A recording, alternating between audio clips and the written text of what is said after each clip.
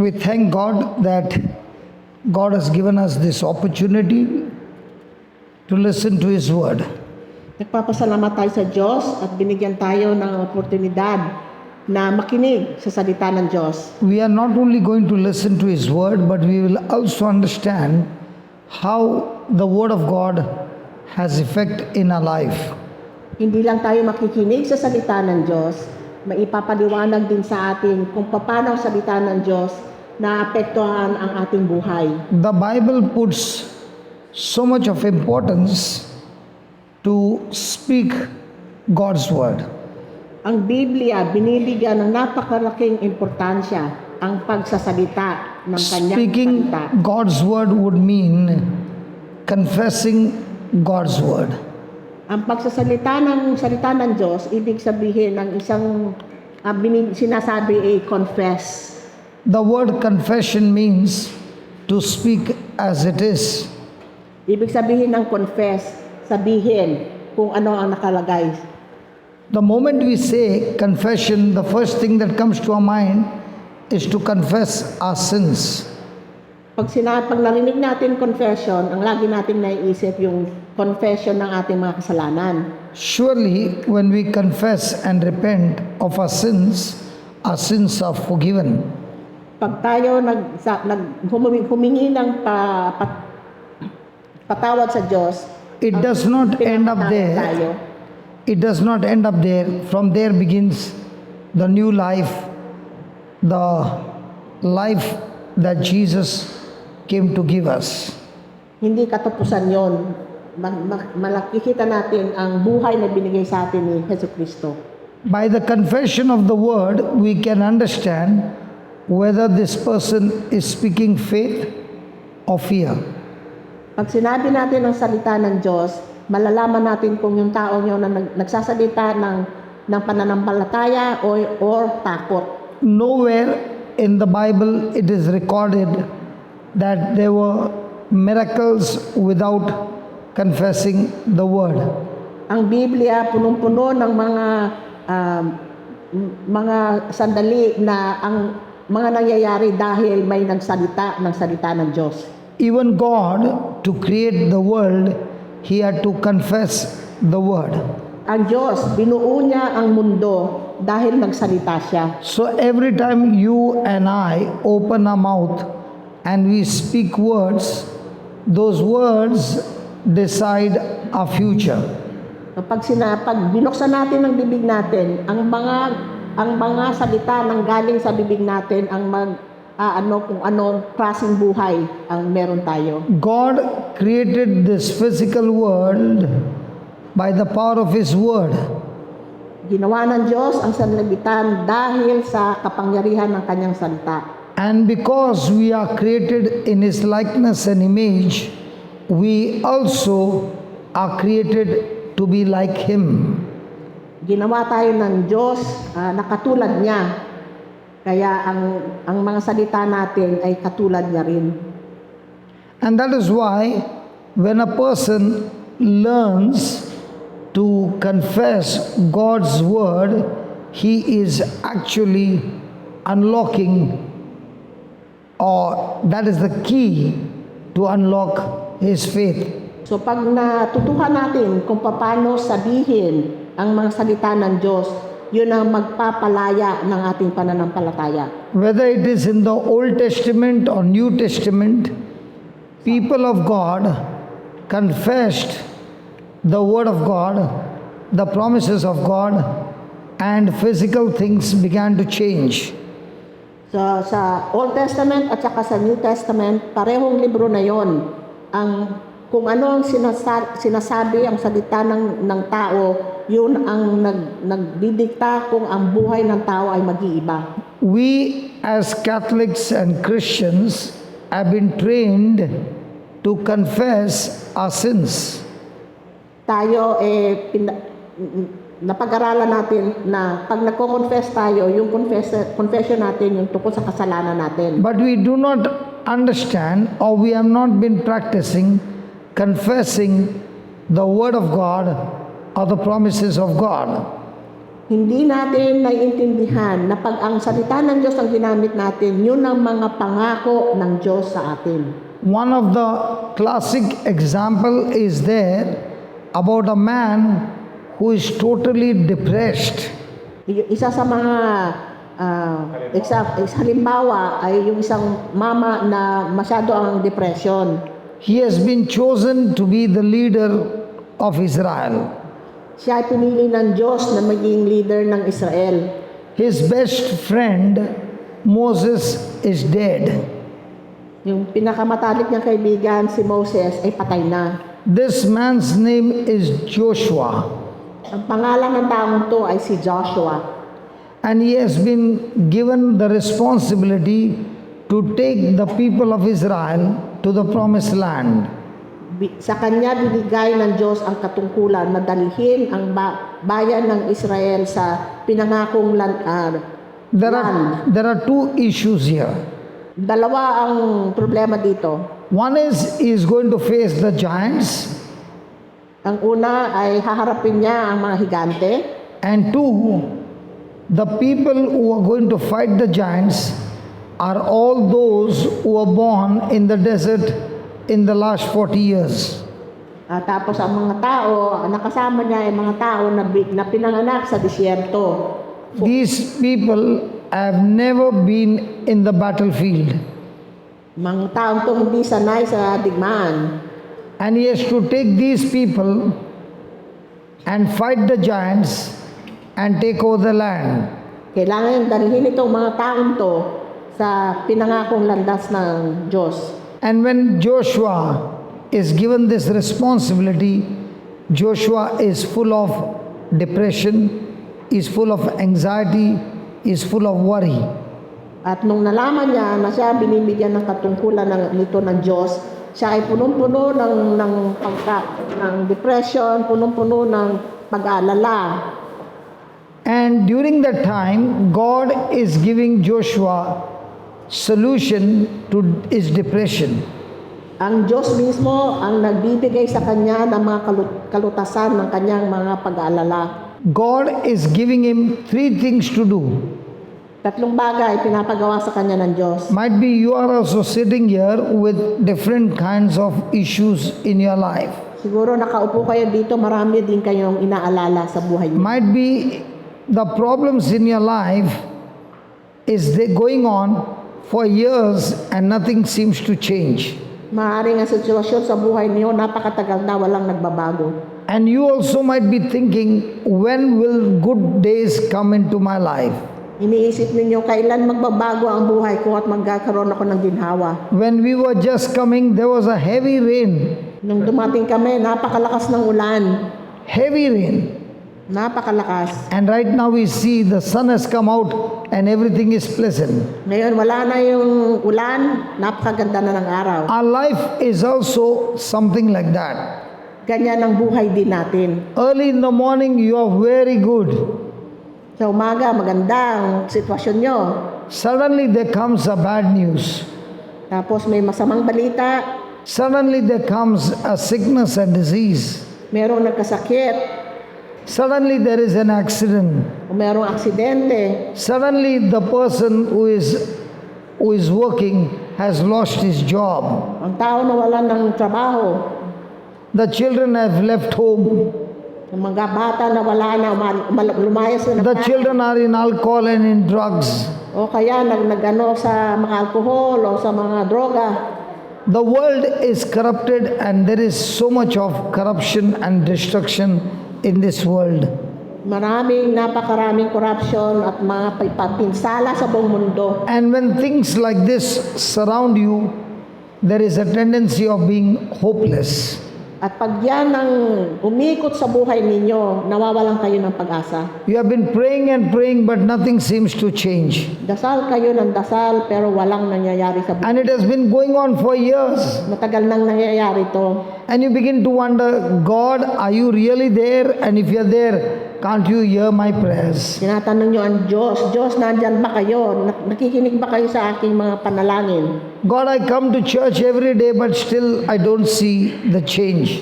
Simba ako ng simba, Diyos, pero wala akong nakikita ang pag-iba sa buhay ko. When will the season of this trouble stop and good season come into my life?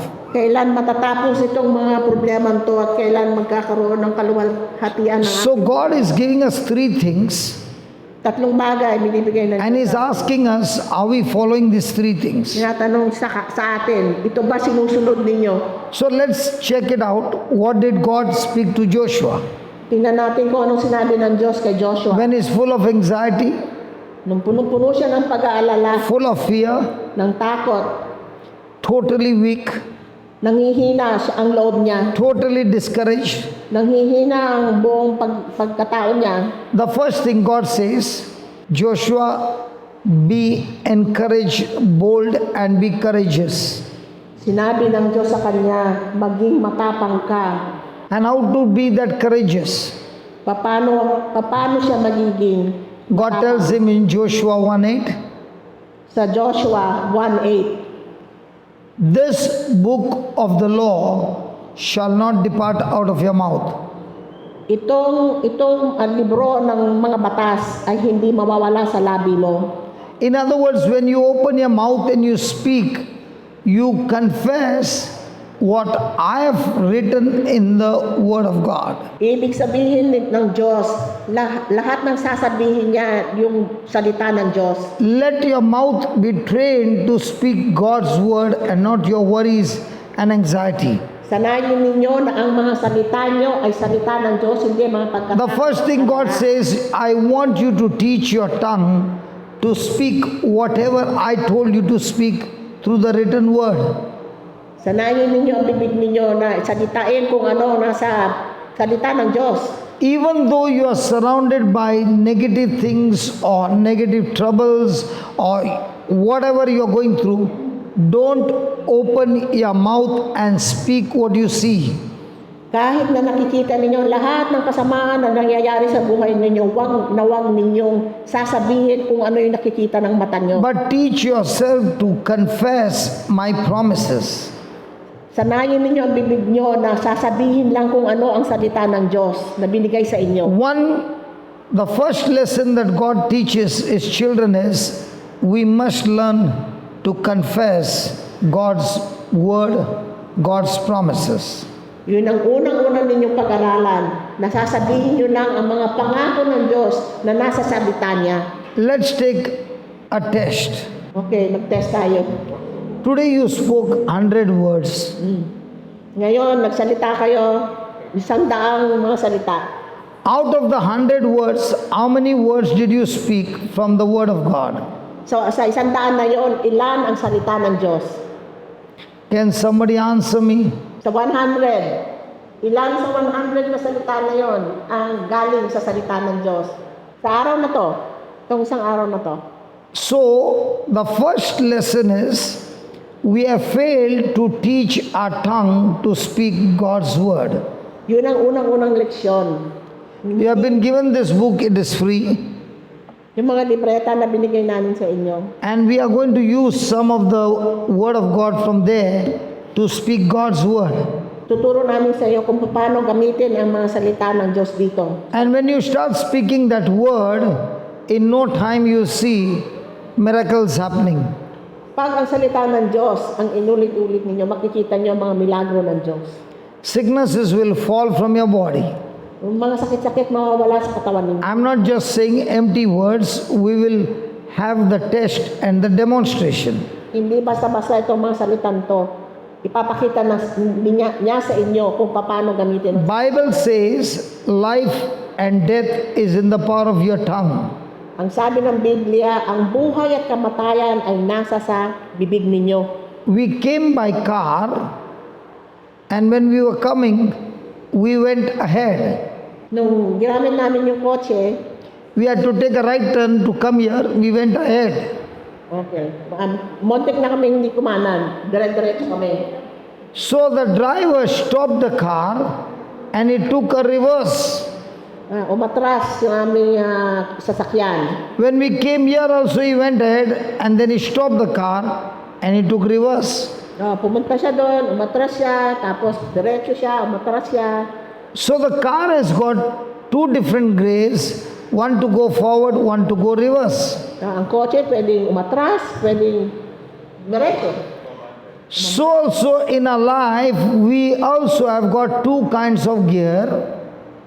Sa buhay natin, dalawang din ang direksyon na pwede sa atin. Our tongue is a gear. When I speak God's word, then I progress and I prosper in my life because I'm learning to speak God's word.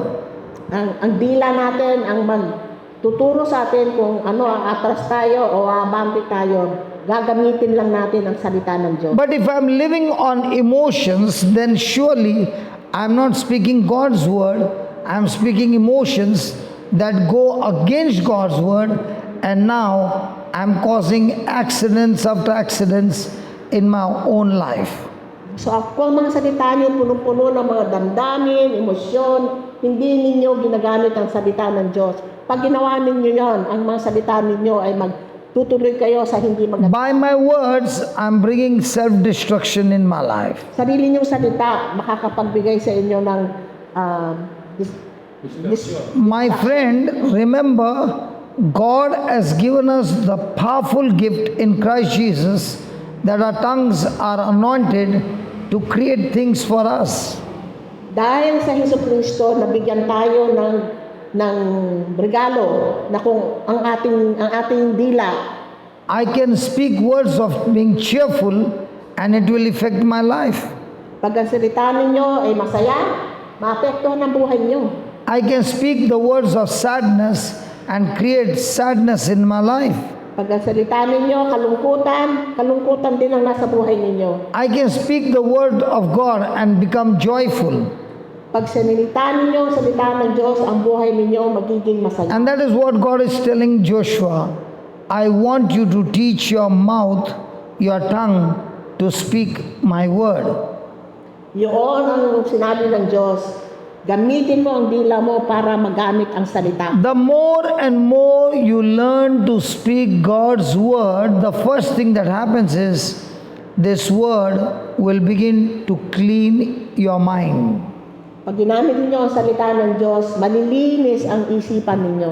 Just as we apply soap to our body, so also the word of God, when we speak again and again, it applies on our mind, and our mind starts getting renewed.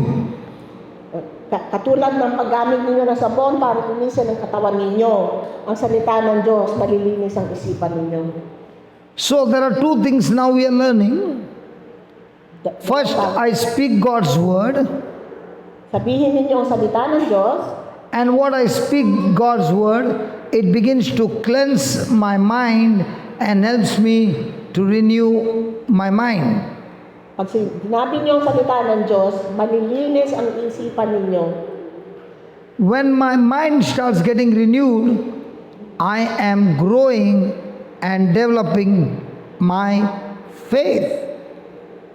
Pag binabago ng ninyo ang isipan ninyo, ginagamit niyo ang salita ng Diyos, ginagamit niyo ang pananampalataya niyo. And as my mind is getting renewed, by default now, my right thinking is helping me to take the right decision and the actions in my life.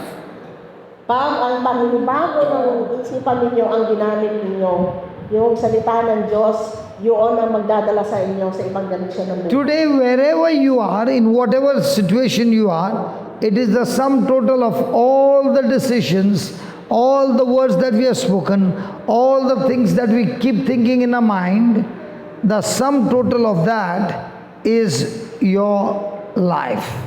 Ang buhay ninyo ngayon ay galing sa lahat ng mga sinasabi ninyo, lahat ng mga iniisip ninyo, lahat ng mga desisyon ninyo. Yan ang nagdidikta kung nasan kayo ngayon sa buhay ninyo.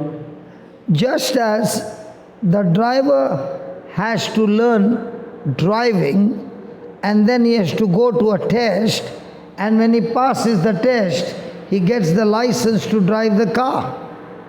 Katulad ng tao, nung nagpa-practice kung paano mag-drive, kailangan mag-test muna siya, may examine muna siya, bago siya makakuha ng lisensya para makapag-drive ng kotse. So also, we have to learn to speak God's word, memorize God's word, and when we pass the test in the midst of situation, the question is, am I going to speak what I see, or am I still going to speak what God promised me in His word? Kaya ang desisyon ninyo, ang magiging desisyon ninyo, sasabihin niyo ba ang sarili ninyong salita o salita ng Diyos? Just pause for a moment and ask a question. What do I speak under pressure? Ano ang mga sinasalita ninyo na ginagamit pag kayo ay na under pressure? Do I speak words of depression? Depression ba ang mga salita ninyo? Do I speak words of failures? Yung mga pagkakamali ninyo? Do I speak words of pain and sorrow? Yung mga salita ninyo, kalungkutan, mga sakit sa inyo? The Bible says, because of Jesus, we have been given the grace. Dahil kay Jesus, nabigyan tayo ng grasya ng Diyos. Paul says, after I have received the grace of God, the mercy of God, Pagtapos ninyong natanggap ang grasya ng Diyos at ang awa ng Diyos, the Bible says, let the weak say, I am strong. yung mga mahihina, sabihin na malakas ako. Let the weak say, I am strong. Sabihin mo, pag ikaw nahihina, sabihin mo malakas ka. Hello, the weak say, I am strong. Sabihin ninyo na ako'y malakas. What do you say? Anong sinasabi ninyo? When you're weak, what do you say? Anong sinasabi ninyo pag kayo ay nahihina? Can we talk? When you're weak, what do you say? Pag mahina kayo, anong sinasabi nyo? Nangihina kami. We are weak. In Joel 3:10, God is giving us a beautiful answer. Joel 3:10, may binibigay sa ating napakagandang sagot. The Israeli people are farmers. Mga Israeli, magsasaka. They grow the crop. Sila ang nagtatanim. But when the crop is ready for harvesting, Pero pag pwede na anihin, the enemy comes with the army, and when the Israelites see them coming, they leave their homes and run to the mountaintop and they hide there. yung kaaway nila, kumukuha ng kanilang mga inanin, tapos So every year, the enemy is coming and taking away the harvest taon-taon gano'n ang nangyayari. and burning their houses. Sinusunog ang mga bahay nila. It is a destruction that happens every year.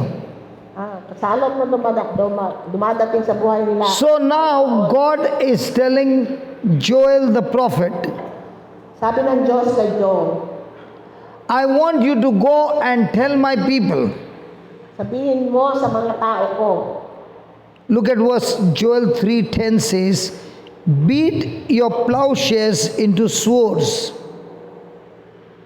Joel 10, You use your equipment for farming and turn it into swords. gamitin nyo ang mga equipment ninyo sa pagsasaka at gamitin niyo yung mga armas. Take the pruning hooks and turn it into a spear. Yung mga pruning hook, gawin ninyong sibat. And when you have that weapon in your hand, Pag nasa inyo na yung mga armas na yon, you are no longer just a farmer, hindi ka na magsasaka lang, but you say, I'm strong. pero pwede mong sabihin, malakas ako. God is giving these people a formula. Binibigyan ng Diyos ang mga taon to ng formula. Take the weapon in your hand Gamitin mo yung armas na yan and say, I'm strong. at sabihin mo na ako ay malakas. And now when the enemy comes, Pag dumating ang kalaban, don't run away with fear, huwag kang umalis na takot na takot. but follow the instruction of God Sundin mo ang utos ng Diyos and say, I'm strong. at sabihin mo na ako ay malakas. And when you say, I'm strong, Pag sinabi mo ikaw ay malakas, believe God will put His ability and help you to fight the battle. intindihin mo na ang Diyos ang magbibigay sa iyo ng kanyang lakas. And when they began to do that, Nung ginawa nila yon, they were able to defeat the enemy natalo and nila. protect their harvest. Natalo nila ang kanilang kaaway at naprotektan nila. How many times do you confess, I am weak? How many times do you confess, I am sick? Ilang beses sinasabi na may sakit ako. How many times do you confess, my life is a life of failure? Ilang beses sinasabi na ang buhay ko ay... How many times do you say, nobody loves me? Ilang beses sinasabi walang nagmamahal sa akin. How many times do you say, my children are rebellious? Ilang beses sinasabi ang mga anak. How many times do you say, my spouse is not loving me? Ang asawa ko hindi ako mahal. How many times are you saying, there's no peace in my home? Walang katahimikan sa aking tahanan. Are you understanding? Naintindihan niyo ba? When you say these words, you are actually calling those things to happen to you more and more in the future. Pag ito ang mga sinasabi ninyong salita, kayo mismo ang nagdadala ng mga bagay na yun. This chapel is so beautiful, Napakaganda ng chapel na to. but I see different kind of tiles, coloring tiles put as a design. Yan, pati pa ang mga tiles, mga design, One tile at a time was laid, isa-isang tile ang nilagay. Isa-isa. and now it looks so good. Ngayon, ang ganda na. In the same way, one at a time, you are speaking words of faith, and when you do it continuously, your whole life begins to become beautiful. Ganon din ang paggamit ninyo ng salita ng Diyos. Kahit na isa-isa lang ninyo gagawin. Pag This- ginawa nyo ng ginawa, this- tagumpay ang buhay. These tiles are not a carpet. You have to lay one tile at a time. Isang tile sa isang And each tile has to be joined to the other one. pinagdudugtong ang mga tiles. In the same way, we can take the rosary, and on the rosary beads, we can speak the promises of God continually. 2 rosaries, 3 rosaries, 4 rosaries of speaking the promises of God. You are actually laying the foundation for your future. Pag ginamit niyo ang rosaryo, na ginagamit niyo yung salita ng Diyos sa bawat ng rosaryo, lahat yun ay ginagamit niyo para mag-iba, magtagumpay ang... I'm so sure this chapel would have been constructed right before your eyes. Itong chapel na to, ginawa ito sa harapan ninyo. And I'm sure the place wouldn't have been the way it is now, so beautiful. Hindi ganito ang itsura noon. While construction, everything looked like a chaos. Habang ginagawa, mukhang napakagulo. But once the tiles were laid, the painting was done, you are the ones who came and cleaned up everything, and now it looks so spotless clean. Nung ginagawa, kayo, tumulong kayo, nilinis nyo, ngayon, ganda na. Remember, when you are taking the rosary beads and speaking the promises of God, you are laying a new foundation for your future, and these words coming out of your mouth is now reconstructing your family, your children, your marriage, your finances, your health. Everything is getting reconstructed. Pag ginagamit ninyo ang salita ng Diyos, bawat salita ng Diyos, pundasyon na nagagamit ninyo para bawat area ng buhay ninyo nagiging mas maganda. Praise God. Praise God. In the city, when you go to buy a house, Sa syudad, pag bibili kayo ng bahay, you have to first pay a small amount, kailangan magbigay muna ng maliit. and as the construction goes on, you have to pay that much percentage of the money, keep on paying. Habang ginagawa ang bahay, unti-unti ninyong binabayaran. And then comes the day when you have to make the final payment, Yung araw na buong-buo ninyong babayaran, and that is called as a handover moment. Handover, you take possession of the place. handover moment, ibig sabihin, sa inyo na yung bahay.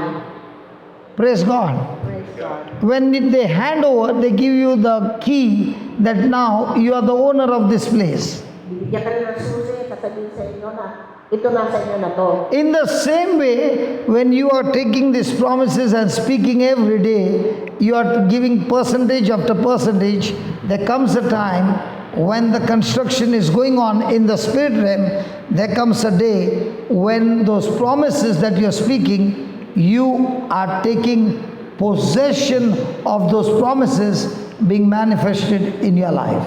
Ganon din ang mga Wow. sa inyo. Pag unti-unti ninyo ginagamit, dinideposit ninyo ang mga salita ng Diyos, unti-unti ito kayo nang magiging sa inyo sa pagkatapos ng construction ng bahay nyo. So when a person is going on speaking the word, Pag sinasabi nyo lagi ang salita ng Diyos, especially using the rosary, gamitin ninyo ang rosaryo, and saying, Lord, I'm going to practice 3 rosaries every day tatlong rosaryo, practicein ninyo, with these promises, gamitin nyo ang mga and you are pangako ng speaking Diyos. those words by heart.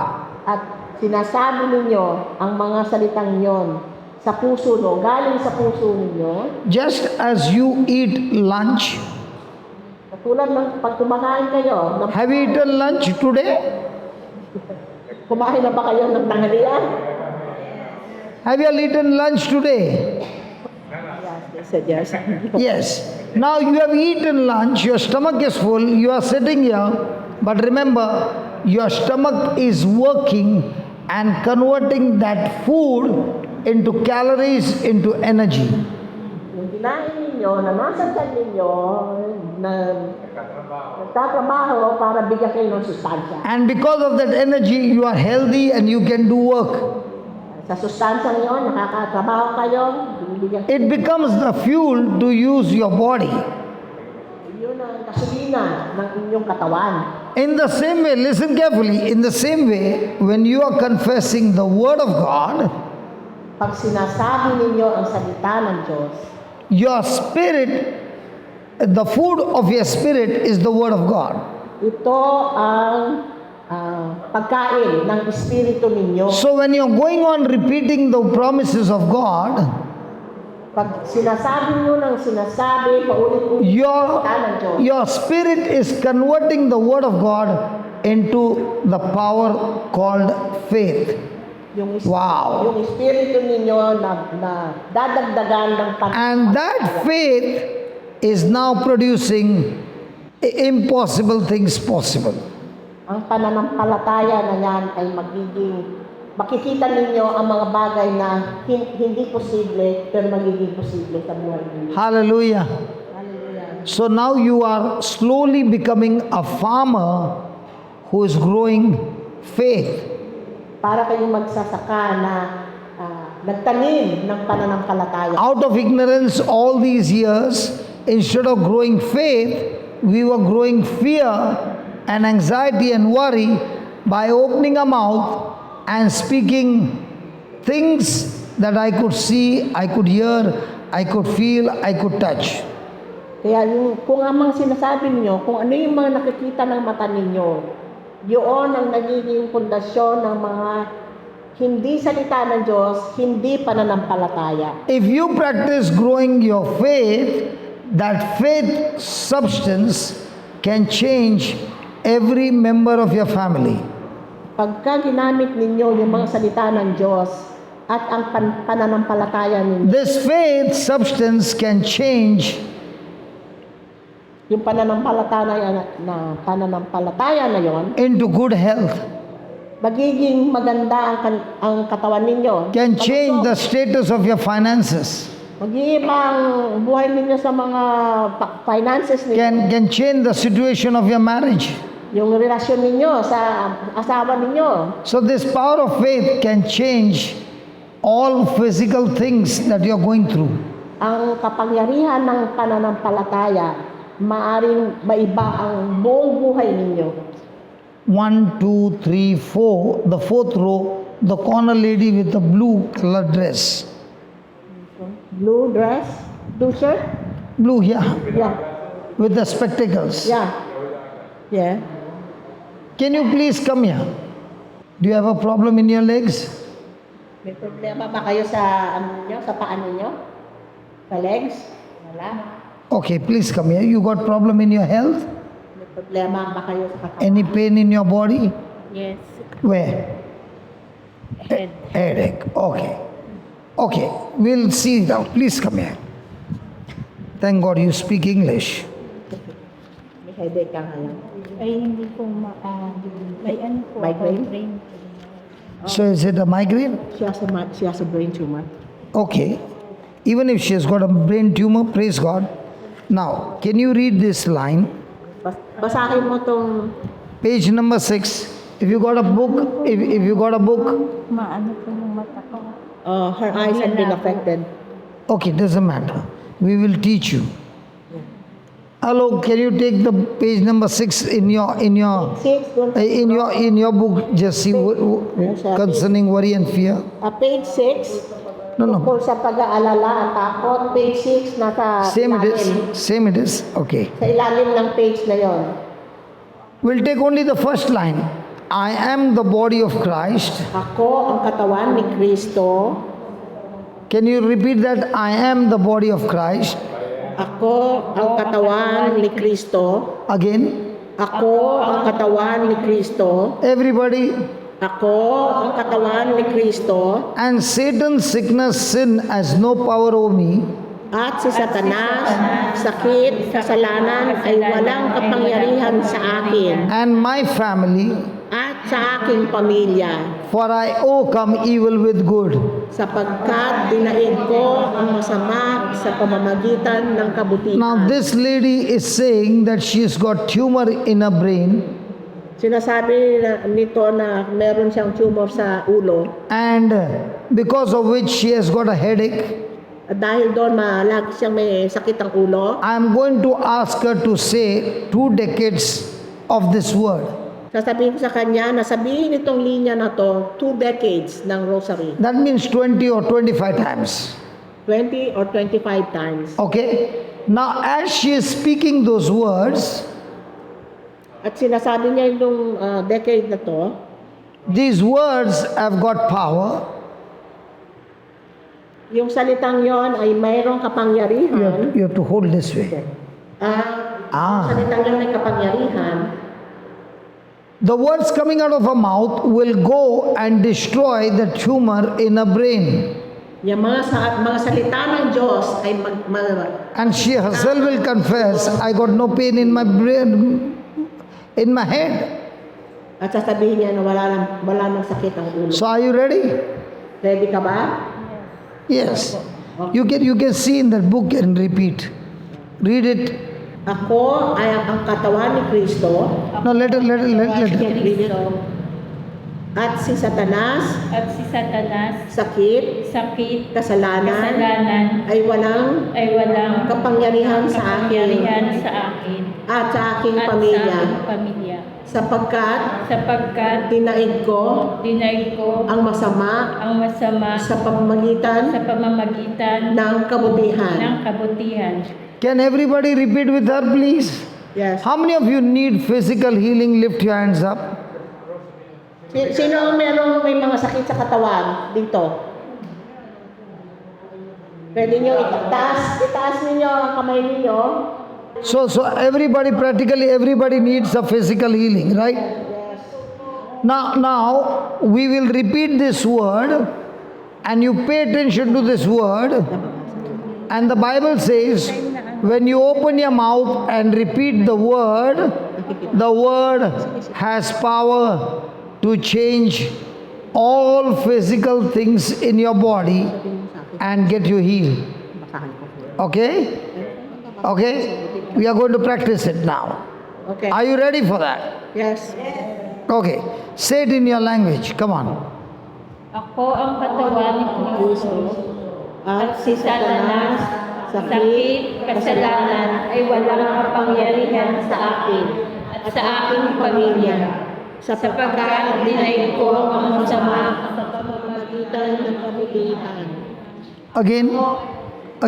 Ako ay katawan ni Kristo. Ako ang katawan ni Kristo.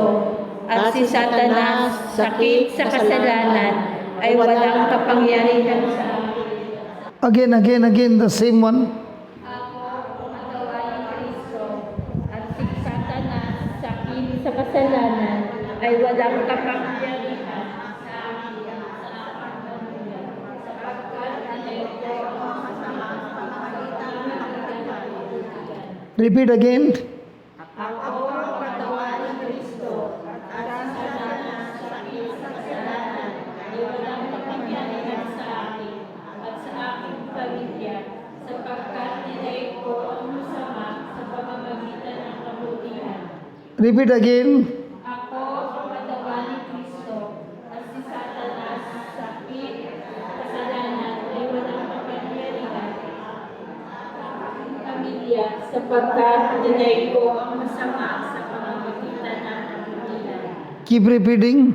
Ako ang katawan ni Kristo at si Satanas sa sakit at kasalanan ay walang kapangyarihan sa akin at sa aking pamilya, sapagkat nilay ko ang masama sa pamamagitan ng kabutihan. Keep repeating. Ang katawan ni Kristo at si Satanas sa sakit sa kasalanan ay walang kapangyarihan sa akin at sa aking pamilya, sapagkat nilay ko ang masama sa pamamagitan ng kabutihan. Now try to say it without looking into the book. Come on. Ibaba niyo yung mga libreta, sabihin, ulitin yung nabasa niyo.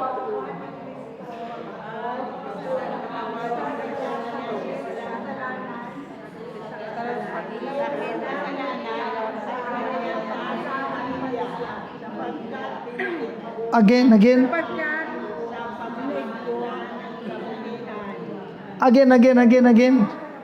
Ako.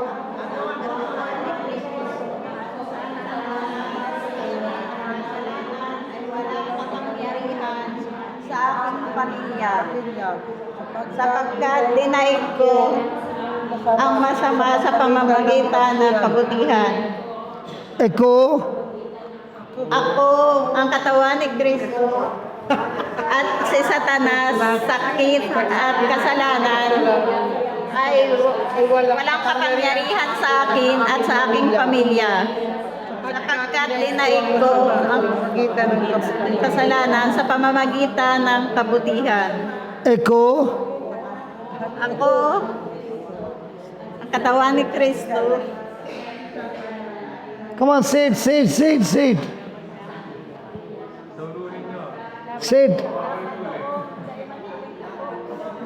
Say it together. Okay, open your book and read it from your book again. Come on. Echo.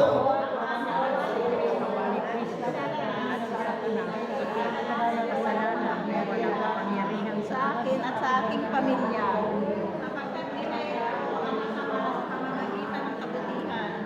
Again. Ako ang katawan ni Kristo. Kasalanan ay walang kapangyarihan sa akin at sa aking pamilya, sapagkat dinaig ko ang kasamaan sa pamamagitan ng kabutihan. One more time. Echo. Ako ang katawan ni Kristo Then Satana. at si Satanas, sakit at kasalanan ay walang kapangyarihan sa akin at sa aking pamilya, sapagkat dinaig ko ang masama sa pamamagitan ng kabutihan. One more time. Ako ang katawan ni Kristo Satana. at si Satanas, sakit at kasalanan ay walang kapangyarihan sa akin at sa aking pamilya, sapagkat dinaig ko ang kasamaan sa pamamagitan ng kabutihan. What was your problem? Just ask her what was the problem. Ano ang problema niyo, ate? She had raised her hand. What was your problem? Maybe arthritis or uric acid.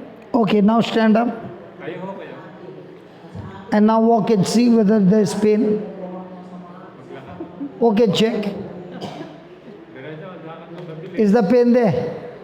Nandun po yung sakit? Nandun Come back. Balik kayo. Now is the pain there? Nandun po yung sakit? It's okay. Nawala. Now how did the pain go? Paano nawala ang sakit? Paano ho nawala ang sakit?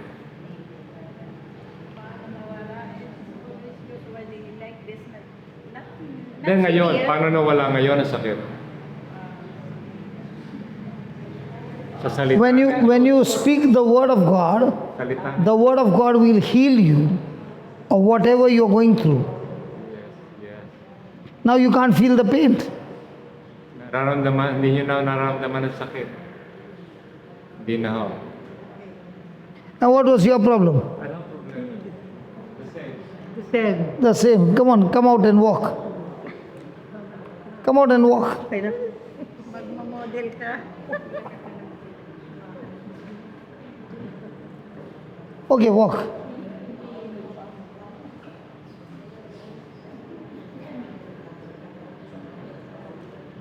Yeah, turn. Dito, Turn. Dito kayo. Come this side. Now, Parang wala kayong dito. Pag naglakaw ako, man makulog. Pag nagtukaw ako. but now is the pain there. Nandun po yung sakit? Nandun po yung sakit? She won't answer. If the pain. It's the same, she said. Okay. What about the others? How about I am nearsighted? Okay, one by one we will take. Okay. This word is a medicine to your body. And when you start repeating it with understanding, in no time the healing takes place. Now what she's doing, do you have a headache now? Do you have a pain in your head now? Her eyes are clear. The eyes are also clear now. Now she is able to read, which she could not read. Can you translate for her? Yeah, ngayon nakakakita na siya. Nakakabasa na siya ng libro. Everything depends on how much am I going to believe, memorize, and speak. The word of God heals you. Now, how much time it took her? The headache is gone, and she could not read. Now she is reading. When I believe that this word has power to heal me, you open your mouth and speak it, and the healing starts. Pag naniwala kayo na ang salita ng Diyos makapangyarihan, makakaroon kayo ng healing. I would have been dead 26 years back. Yeah, 26 years ago, dapat patay na siya eh. Somebody gave me this prayer. Binigyan siya ng dasal. Kasal. This is not a prayer, this is a scripture.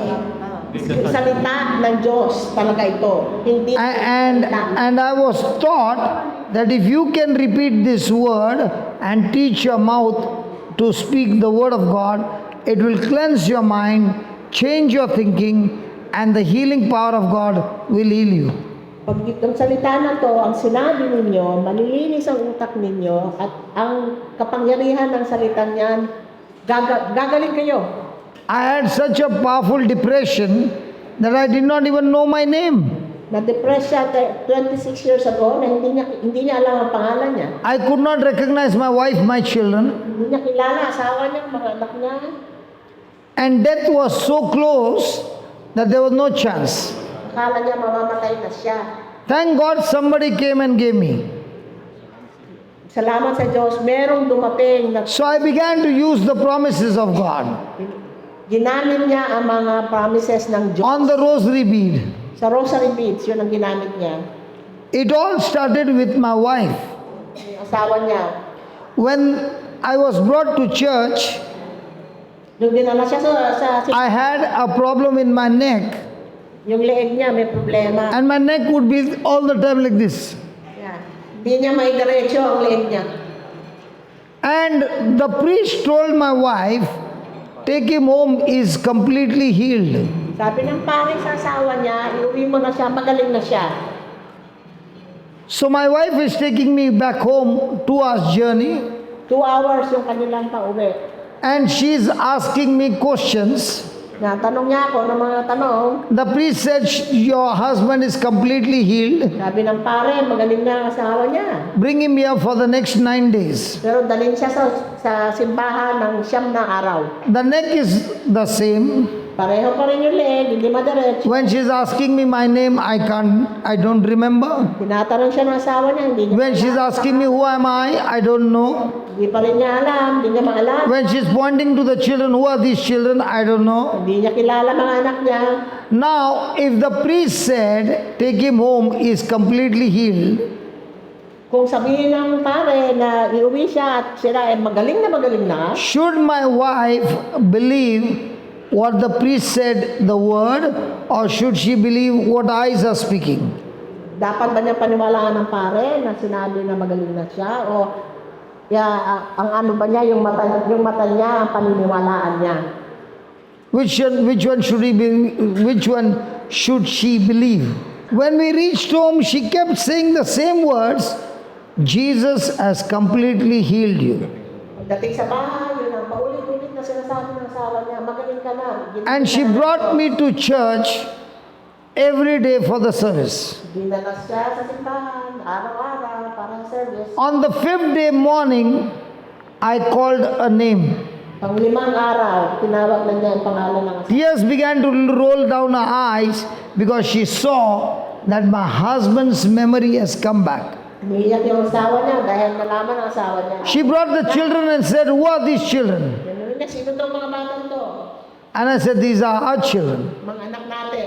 And I spoke their name. Sinabi ko mga pangalan niya. Then she asked me, what is your name? Tinanong niya, ikaw, ano? I spoke my name. Sinabi niya ang pangalan niya. Then she asked me, who are you? Sino ka? I said, I'm your husband. Asawa mo ako. 26 years back, my neck got healed on that day. Yung araw na yun, dumiretso ang kanyang leeg. 26 years ago. And from that day, I began to learn, Na pag-aralan ko ng araw na yun, let the weak say, I am strong. sabihin ng mahina na ako ay malakas. Let the sick say, I am healed. Yung mga may daramdamin, sabihin na Let the magaling na poor ako. say, I am rich. Yung mahirap, sabihin na mayaman na ako. Let the curse say, I am blessed. Yung mga may sumpa, sabihin na ako blessed. So we speak what Jesus did for us on the cross. Yun ang sasabihin natin kung anong sinabi, kung anong ginawa ni Kristo sa We don't speak what we did, we speak what Christ did for us. hindi magsalita natin, sabihin natin kung anong ginawa ni Jesus. And Christ is the head, and you and I are his body. Siya ang puno, tayo, lahat ay parte ng And that is why you are saying, I am the body of Christ. doon galing yung ano na yan, scripture na yun na ako. If Jesus is the head and I am his body, Kung si Jesus ang puno at kami ang mga katawan niya, I confess that word, tapos sinabi ko yung salita, I believe that word. pinaniwalaan ko yung salita ng Can sickness remain in the body of Christ? palagay nyo ba yung mga sakit-sakit ninyo, mananatili sa katawan nyo? Can disease remain in the body of Christ? Mananatili pa yun sa katawan ninyo? Can Satan remain in the body of Christ? Si Satanas ba mananatili sa katawan nyo? Can any sickness remain in the body of Christ? Mga katawan pa yung mga sakit-sakit, mananatili sa katawan. It is not only you speak, but you begin to think what you are speaking. So when you are saying, I am the body of Christ, At sinabi ko niya, ako katawan ni Kristo, can sickness remain in your body now? nandito sa sarili niya. And even if it is there, Kung nandun man, are you going to think what your feelings are saying, or are you going to think what God is saying? naniniwala ba kayo sa kung ano nararamdaman nyo? Kung ano sinasabi ni Jesus? All our life, we are only thinking and speaking what we are feeling. Buong buhay natin, sinasabi natin kung ano nararamdaman natin. But we are not speaking our faith. Pero hindi yun ang pananampalataya. Faith has got nothing to do with feeling. Pananampalataya, walang relasyon sa damdamin. Faith has got nothing to do with things seen. Ang pananampalataya, walang kaugnayan sa kung ano ang nakikita mo. Faith only speaks the promises of God. Ang pananampalataya, sinasabi lang kung ano ang mga Faith does not speak. ng Diyos. Faith does not speak what the doctor said. Ang pananampalataya, hindi sinasabi kung ano sinabi ng doktor. Faith speaks what God said. kung ano ang sinabi ng Diyos sa akin. And when you say what God said, then what God said begins to manifest in your body. Pag sinasabi niyo ang salita ng Diyos, yun ang mangyayari sa buhay ninyo. Then signs and wonders begin to manifest in your body. Mga milagro, mangyayari sa katawan ninyo. Now, as you are hearing me, Nung narinig mo ko, do you have a headache now? meron ka bang sakit na ulo? Or the headache is gone? Wala na ba? Meron pa? Meron pa rin. Yes. Yes. She still has a headache. Okay. If you still have a headache, now say, I am the body of Christ. Then you say, ay, ang katawan ko. Close your eyes and say that. I am the body of Christ. Say it in your language. Sakit sa kasalanan. Only repeat only this much. Yeah. And memorize it. Yeah. Hanggang sa dyan lang. Ako ang katawan ni Kristo at si Satanas sakit sa kasalanan ay walang kapangyarihan. Ask her to repeat only that one line so that she I am the body can. of Christ, that's it? Yeah, that's all. At least she should remember what she's saying. It has not yet gone into the heart. See, the word has to go into your heart so that you can remember it. If you can't remember it, it has not yet sunk into the heart. Only when it gets into the heart, it will start working for you. It is not that you said 100 times and it will work. It is how much do you choose to remember what you are saying. This is her body starting to get warm. Sorry? This is her body starting to get warm inside. Yes, it's working. That's why I'm saying. Let her not repeat the whole thing. Let her repeat only that much. I am the body.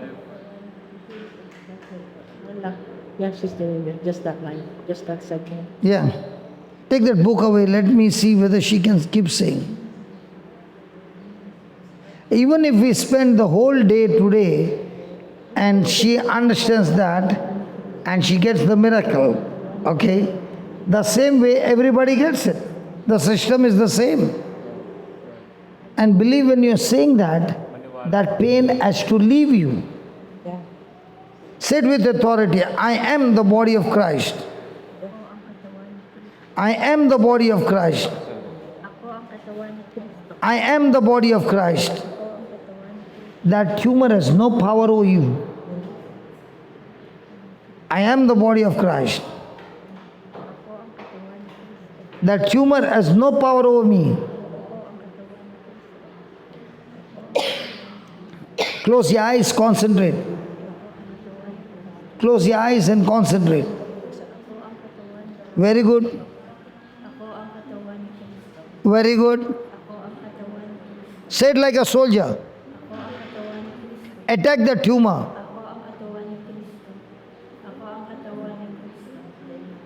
Ako ang katawan ni Kristo. Ako ang katawan ni Kristo. Very good. Ako ang katawan ni Kristo. Ako ang katawan ni Kristo. Ako ang katawan ni Kristo. Ako ang katawan ni Kristo. Ako ang katawan ni Kristo.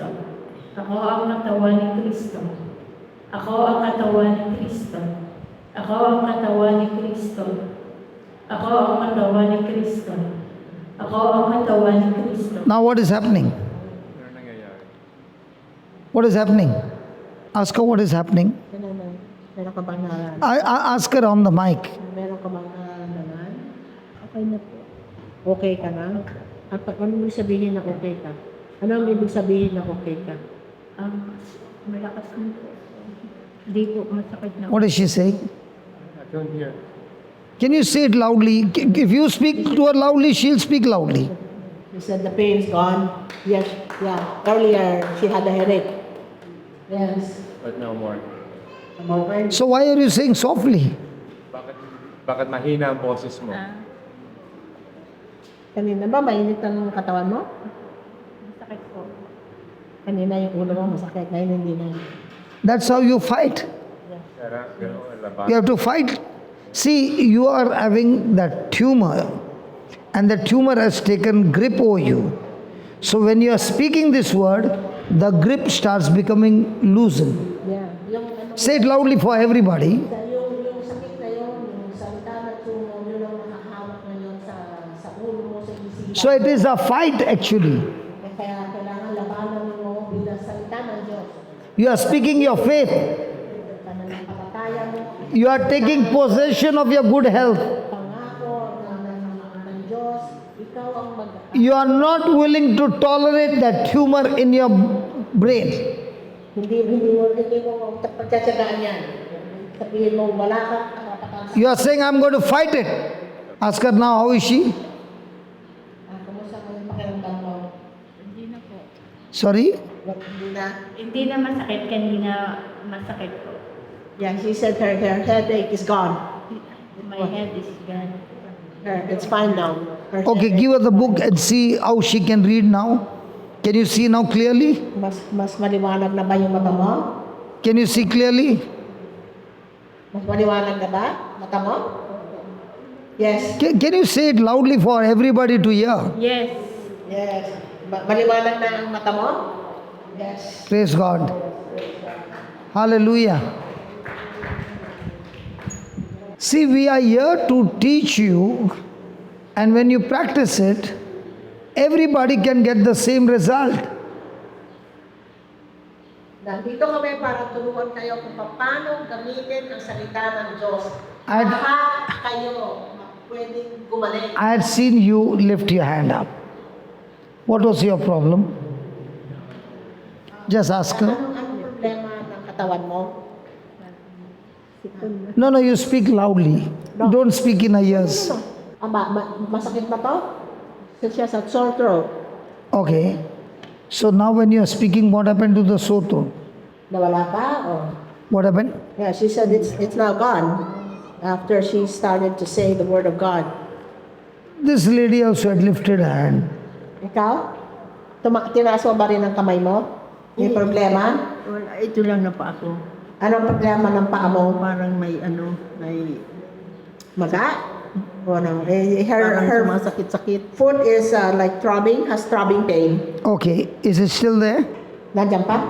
Hindi na masyado. Not so much anymore. Okay, say that I'm the body of Christ. I'm the body of Christ. Close your eyes and say it like a soldier. I'm the body of Christ. I'm the body of Christ. I'm the body of Christ. I'm the body of Christ. I'm the body of Christ. I'm the body of Christ. Pain in my legs. Say that. Pain in my legs. Pain in my legs. You have no power over me. You are no power on me. Every pain Every pain in my legs, in my legs, leave my body leave my body right now. right now Because because I am the body of Christ. I am the body of Christ. Amen. Amen. Now is it there? It is. You still got that arthritis? Hello? You still got that arthritis? It looks like I'm forcing you. I'm here to help you. Can you tell me what's happening? Ano ang nangyayari? It's getting better. Ano yun? Okay. Okay, we'll listen to the word of God. It looks like I'm forcing everybody. I don't want to force anybody. I'm sorry for forcing you. Ayaw na kayong pilitin. But the Bible says the violent take the kingdom of God by force. The Bible says the violent take the kingdom of God by force. Ang sabi ng Biblia, yung mga violent, yun ang kumukuha ng kaharian ng Diyos. Unless you're violent in fighting against the kingdom of darkness Hanggat hindi ninyo lalabanan with your faith, kasama ng pananampalataya ninyo, you cannot get your freedom. hindi kayo makakalaya. I'll read that passage for you because you might be saying, where is it written? From the Gospel of Matthew, Matthew 11:11. 11:11, Matthew 11. Verily I say unto you, Sinasabi ko sa inyo, among them that are born of woman, yung pinanganak galing sa babae, there has not risen a greater than John the Baptist. walang mas mahigit kay John the Baptist. Notwithstanding, Kahit na he that is least in the kingdom of heaven siyang pinakamababa sa kaharian ng Diyos is greater than John the Baptist. ay mas mataas kaysa sa kay Now listen to the 12th verse what Jesus is saying. from the days of John the Baptist Sabi ni Jesus, sa mga araw ni John the Baptist, until now, hanggang ngayon, the kingdom of heaven ang kaharian ng Diyos, suffered violence,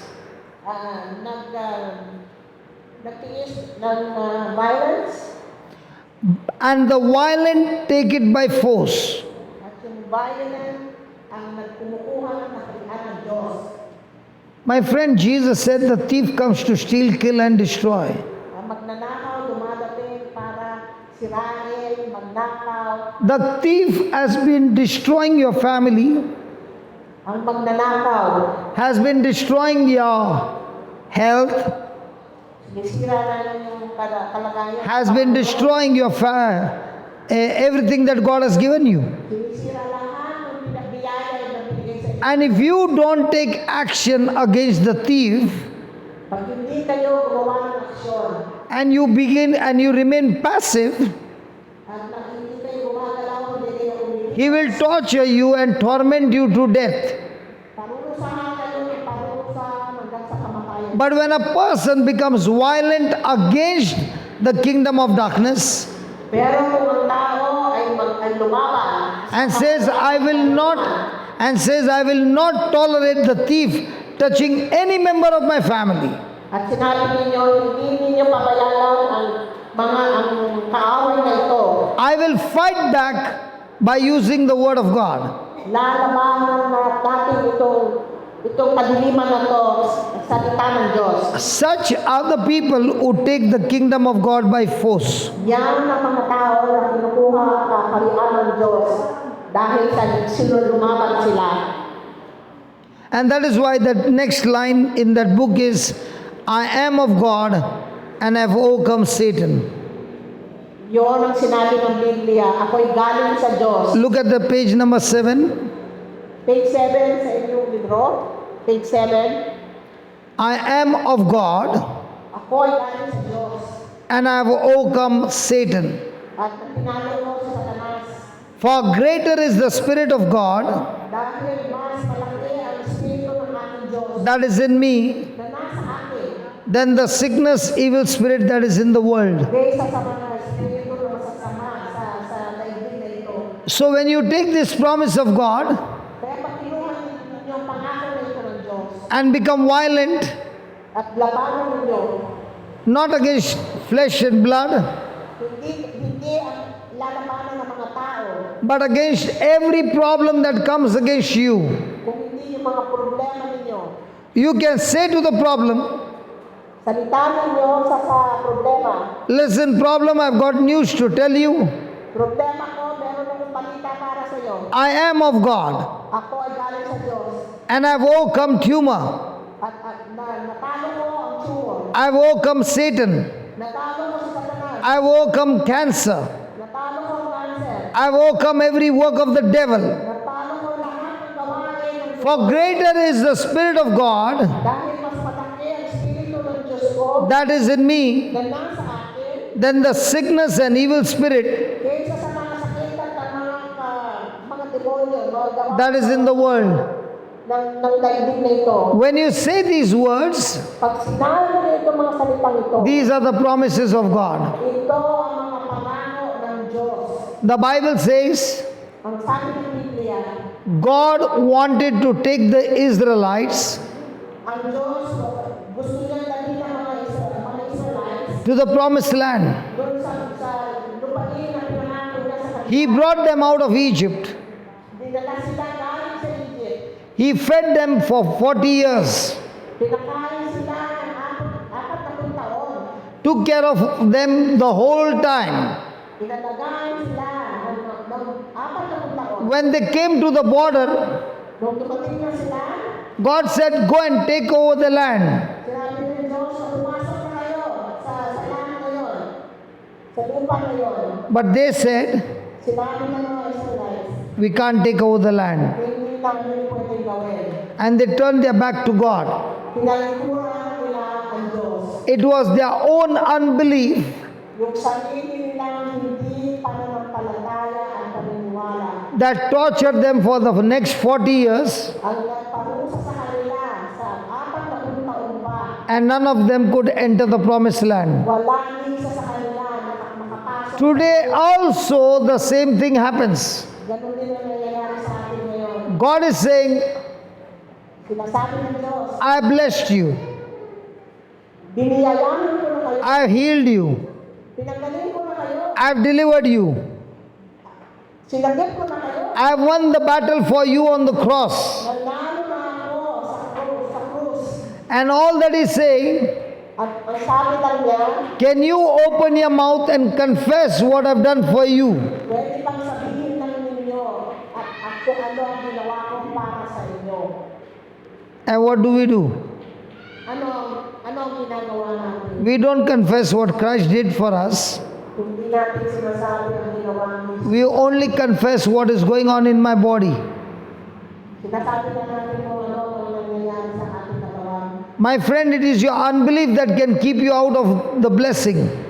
Yun ang nawawalan, nagpakawalan ng biyaya, ang pagkawalan pa ng pananampalataya. The most dangerous spirit is the spirit of unbelief Yan ang pinaka-delikadong espiritu.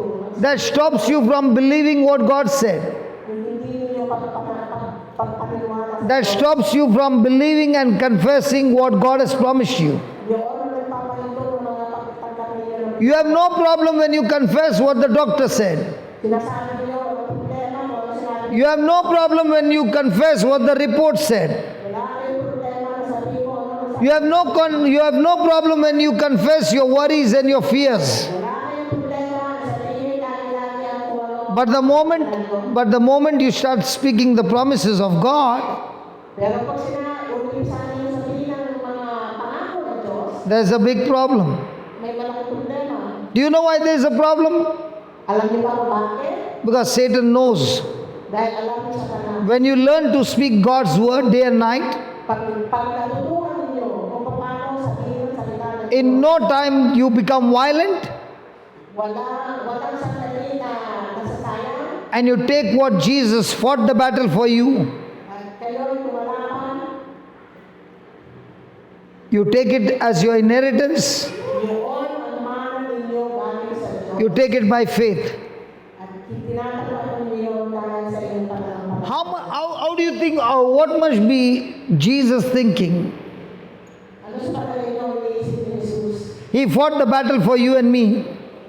Na pinaglabanan na niya lahat para sa atin. He gave you the promises, Binigay na sa atin lahat ng mga but you don't use those promises. hindi niyo ginagamit. Instead of believing and speaking those promises, Ibig sa gamitin ninyo lahat ng kanyang mga binigay sa atin we end up begging God, please heal me. na nagmamakaawa tayo sa Diyos. God doesn't want His children to be beggars. Ayaw ng Diyos na tayo maging pulubi. He wants His children to be believers. Gusto niya ang mga anak niya ay malaki ang pananampalataya sa Kanya. Can you share your story to them? How you came to the Lord in your language? Yeah, tell them. Yeah. Mga 2 taon nakaraan. Okay, mga 2 years ago, nung nag-umpisa pa lang ako makinig sa mga teachings ni Brother Johnson, ang isa sa araw-araw na ginawa ko, pinakinggan ko yung mga worship songs na ginawa niya nung Lent. You know, for 40 days, di ba? 40 days yung Lent. So 40 days, araw-araw, nagre-record siya ng mga songs, mga worship songs, tapos nagpipreach siya. So ang isang video, mga 45 minutes, ganon. So, meron akong sakit. Ang sakit ko, ang pangalan ay fibromyalgia. Ang fibromyalgia, parang araw-araw ng ginawa ng Diyos, meron akong flu, trangkaso. Masakit ang buong katawan ko, magmula sa ulo ko hanggang sa aking paa. Tapos may mga bukol-bukol sa katawan ko, sa mga muscles ko, mga bukol-bukol. Kaya nung pag pumunta ako sa Pilipinas noon, kailangan idinudurog yung di ba, yung muscle na may mga bukol-bukol para lang maginhawahan ako pagkatapos ako minasahe. Pero habang minamasahe ako, napakasakit.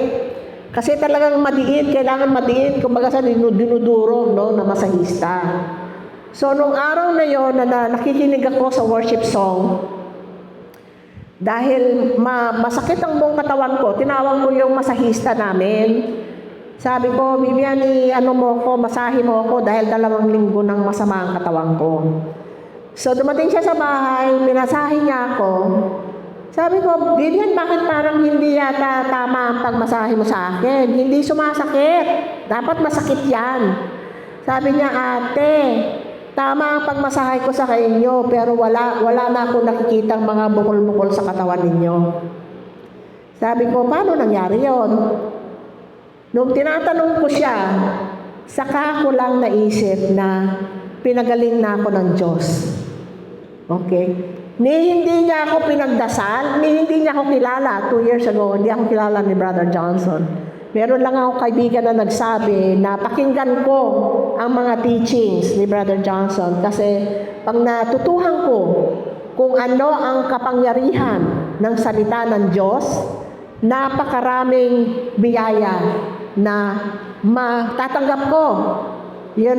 Kasi lahat ng biyaya ng Diyos binigay na sa atin. Kaya lang pag ikaw binigyan ka ng regalo, di ba? Kailangan tanggapin mo yung regalo, buksan mo, tapos gamitin mo. Kung hindi mo alam, ikaw binigyan na ng napakaraming regalo ng Diyos, hindi mo alam na kailangan tanggapin mo, hindi mo alam na kailangan buksan mo, hindi mo alam na kailangan gamitin mo, walang biyaya na magagamit ka, walang biyaya na matatanggap ang tao. Kaya nung na-realize ko na ako pinagaling ng Diyos dahil nakinig ako sa mga salita niya, from that time on, magmula noon, araw-araw, siguro mga 2, 3 mga videos niya sa YouTube, ang kanyang videos, mga 2, 3, 4, meron lang ako nakalagay yung aking ear device. Kahit na anong ginawa ko, naglilinis ako, nagugas ng pinggan, kung ano man, laging nandun. Nakikinig ako sa mga teachings niya, nakikinig ako sa salita ng Diyos. Ang buhay ko, napakalaki ang ginhawa ngayon. Kaya ko dinala si Brother Johnson dito para matutuhan ng mga tao kung paano nila magagamit ang salita ng Diyos para matanggap nila ang biyaya ng Diyos na binigay na sa atin ni Jesus nung siya pinako sa krus. Okay? So, yun ang ginawa ko. Kaya sana matutuhan ninyo na pag sinalita ninyo, hindi lang babasahin, talagang gagamitin niyo ang bibig niyo para gamitin ninyo para mai-confess ninyo ang Word of God. Ang Word of God is so powerful na walang problema, walang sakit na hindi matatanggal ni Lord. Yeah, pagka ginamit ninyo ang salita ng Diyos, yung ang turo ni Brother Johnson, para kang nagsha-shopping, di ba? Yung mga iba dyan, nagsha-shopping online. Ngayon, ang mga biyaya ng Diyos nandyan, binigay sa atin. Parang nasa langit ka, nag-order ka sa langit, sasabihin mo, ito ang kailangan ko, Panginoon. Pag sinabi mo ang salita ng Diyos, at yun ang ginamit mo, yun ang ibibigay sa'yo. Kasi naibigay na sa'yo eh. Kailangan lang matutuhan mo kung paano mo kukunin galing sa langit, galing sa kaharian ng Diyos, yung mga biyaya at grasya na binigay na sa atin. Lahat yun nandyan na. Binigay sa atin ni Jose Cristo. Kasi maraming tao, akala nila, ang ginawa lang ni Jose Cristo sa krus, pinatawad lang yung kasalanan natin. Hindi. Nung sinabi ng Diyos na gagawin niya yon, dahil binigay niya ang bukod tanging niyang anak para mabigyan tayo ng salvasyon, di ba? Salvation. Alam niyo ho ang salvation, hindi lang isang bagay. Ang salvation kasama ang peace, joy, happiness, prosperity, health, everything kasama. It's a package deal. Package deal ang binigay sa atin ng Diyos. Okay? So kung matututuhan nyo lang, ito, alam mo, pag binibigay ko to sa mga tao, sa mga kaibigan ko, sinasabi ko sa kanila, ang pamphlet na to, mas mahalaga sa akin kaysa sa diamante, kaysa sa ginto, mas mahalaga sa akin. Kasi ito, punong-puno ng salita ng Diyos, na pag natutuhan mong gamitin, ang buhay ninyo mawawala ng ano, yung peace ninyo. Ibang-iba ang kapayapaan na mararamdaman nyo, hindi ordinaryong kapayapaan. Hindi ba? Yung sa Biblia nakalagay, it's a peace beyond human understanding. Di ba? Yun ang nakalagay sa Biblia. Kaya yun ang, alam nyo, in the 2 years na ginagamit ko ang salita ng Diyos, napakaraming biyaya ng Diyos na nakita ko sa buhay ko. Okay, isa pang biyaya ng Diyos. Noong December, nag-celebrate kami ng asawa ko ng 50 years. 50 years kaming kasal. Pero nung kami kasal ng 48 years, akala ko maghihiwalay kami. Kasi ang daming problema dumating sa buhay ko. And sometimes, pagka pinatututuhan mo yung salita ng Diyos, alam mo, ang demonyo dumadating. Bibigyan ka ng mga kasinungalingan. Katulad nung, di ba, gumaling na ako. Gumaling na yung fibromyalgia ko. Ngayon, pag may panahon na parang masakit na naman ang buong katawan ko, sabi ko, Lord, baka hindi, yung sinasabi sa akin ng demonyo, hindi ka naman pinagaling ng Diyos. Tingnan mo, masakit na naman ang katawan mo. Pero you know what? Itong I am the body of Christ. Yan ang sinabi ko ng sinabi. Tuwing merong sakit ang katawan ko na dadating, yun lang ang inuulit-ulit ko. Within siguro 2 minuto, 3 minuto, yung sakit nawawala. Garantisado. Ang salita ng Diyos, ang tinatawag namin na sure shot. Walang mintis. Walang mintis ang salita ng Diyos. Pag natutuhan ninyo, gamitin ang salita ng Diyos sa lahat ng problema ninyo, sa lahat ng sakit ninyo, sa lahat ng sitwasyon sa buhay ninyo, napakalaki ng pagkalutas ng lahat ng problema ninyo ng Diyos. Kasi yun mismong salita ng Diyos ang merong kapangyarihan.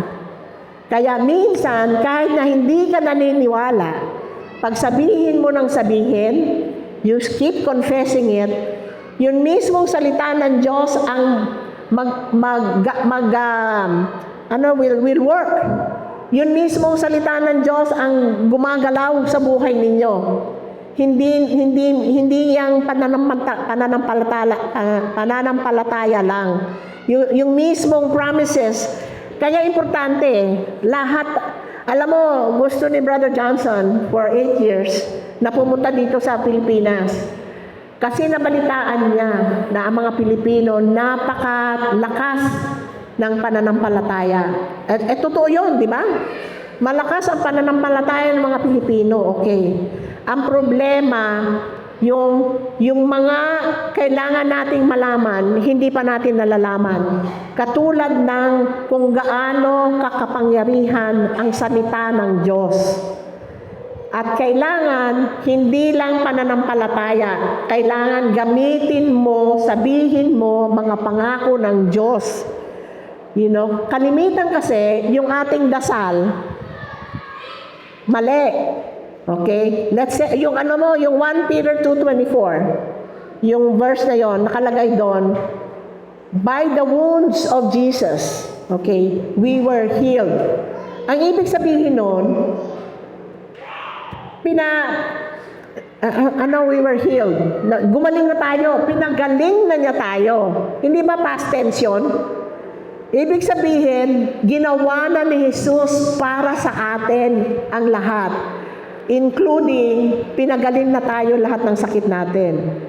Pero dahil hindi mo alam na yun ay binigay na Jesucristo na, hindi natin kino-confess Alam mo, yan ang isa sa mga scripture na napaka-importante.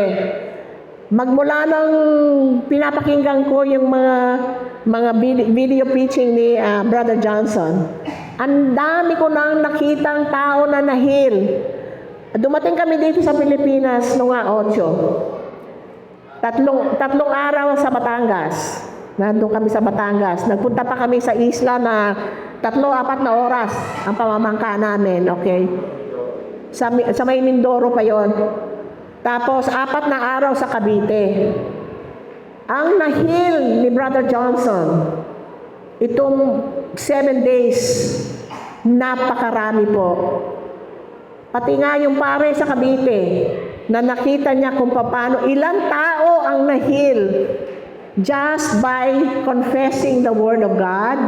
Ngayon gusto na niyang pumunta sa mga retreats. Kailangan lang daw siya magpaalam sa bishop. Pupunta siya retreat sa India. Pag nakita ninyo ang milagro ng Diyos, nakatayo lang, diyan ang tao, mamaya naglalakad na, samantalang pumasok sa simbahan, ang daming sakit sa katawan. Laging may tungkod. Kahapon nagpunta kami, 50 tao ang gumaling, 50. Dahil ginamit niya ang Word of God. May mag-asawa nga pareho silang meron ng baston. Lumabas sila ng simbahan, wala na silang baston. Sabi ni Brother Johnson, this Christmas, you are going to dance.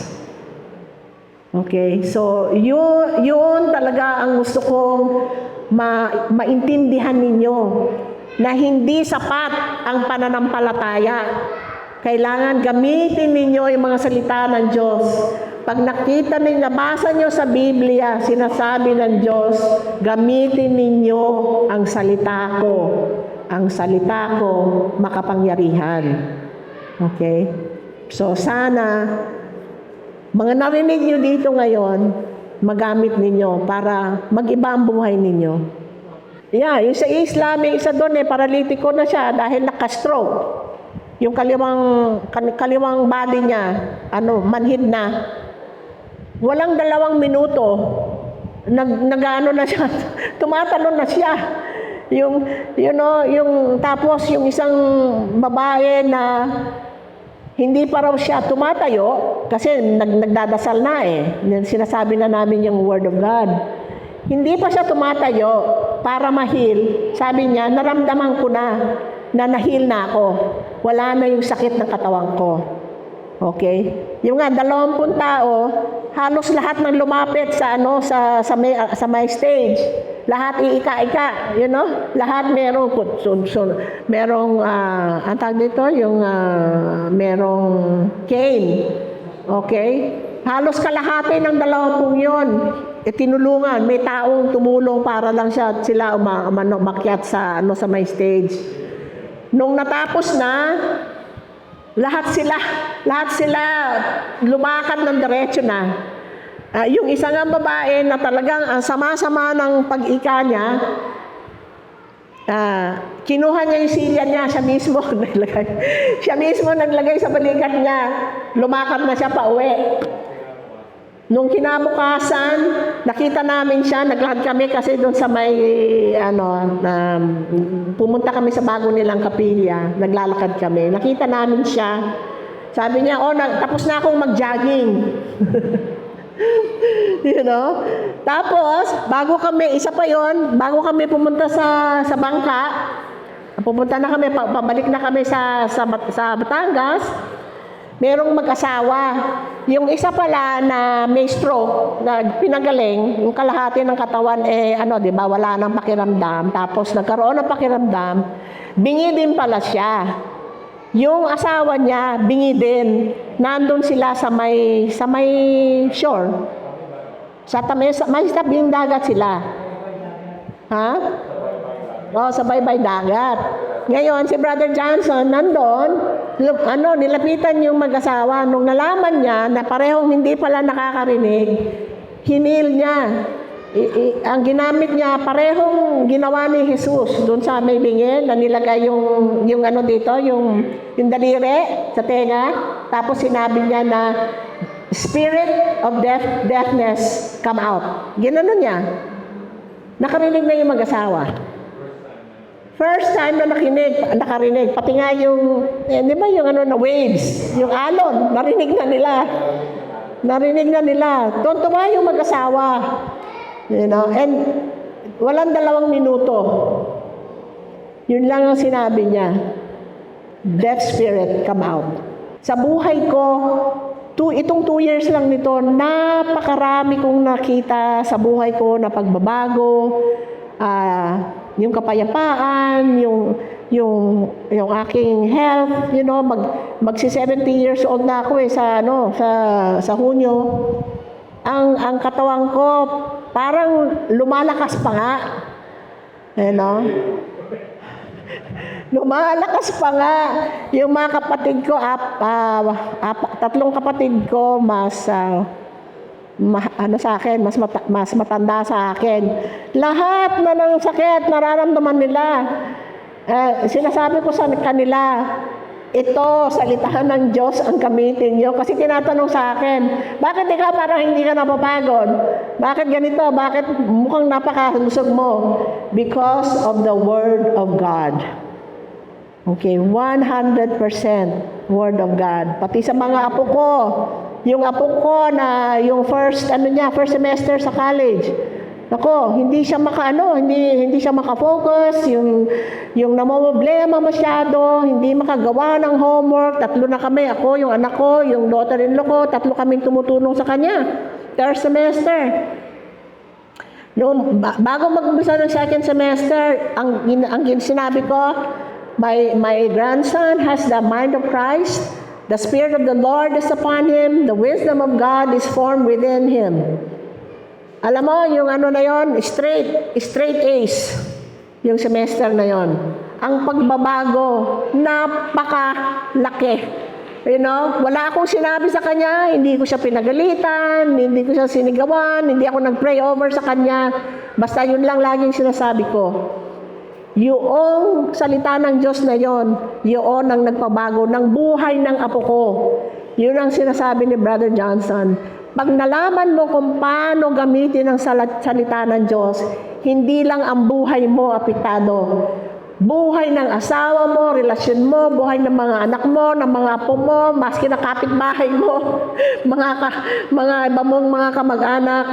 Yaan ang power, yaan ang kapangyarihan ng salita ng Diyos.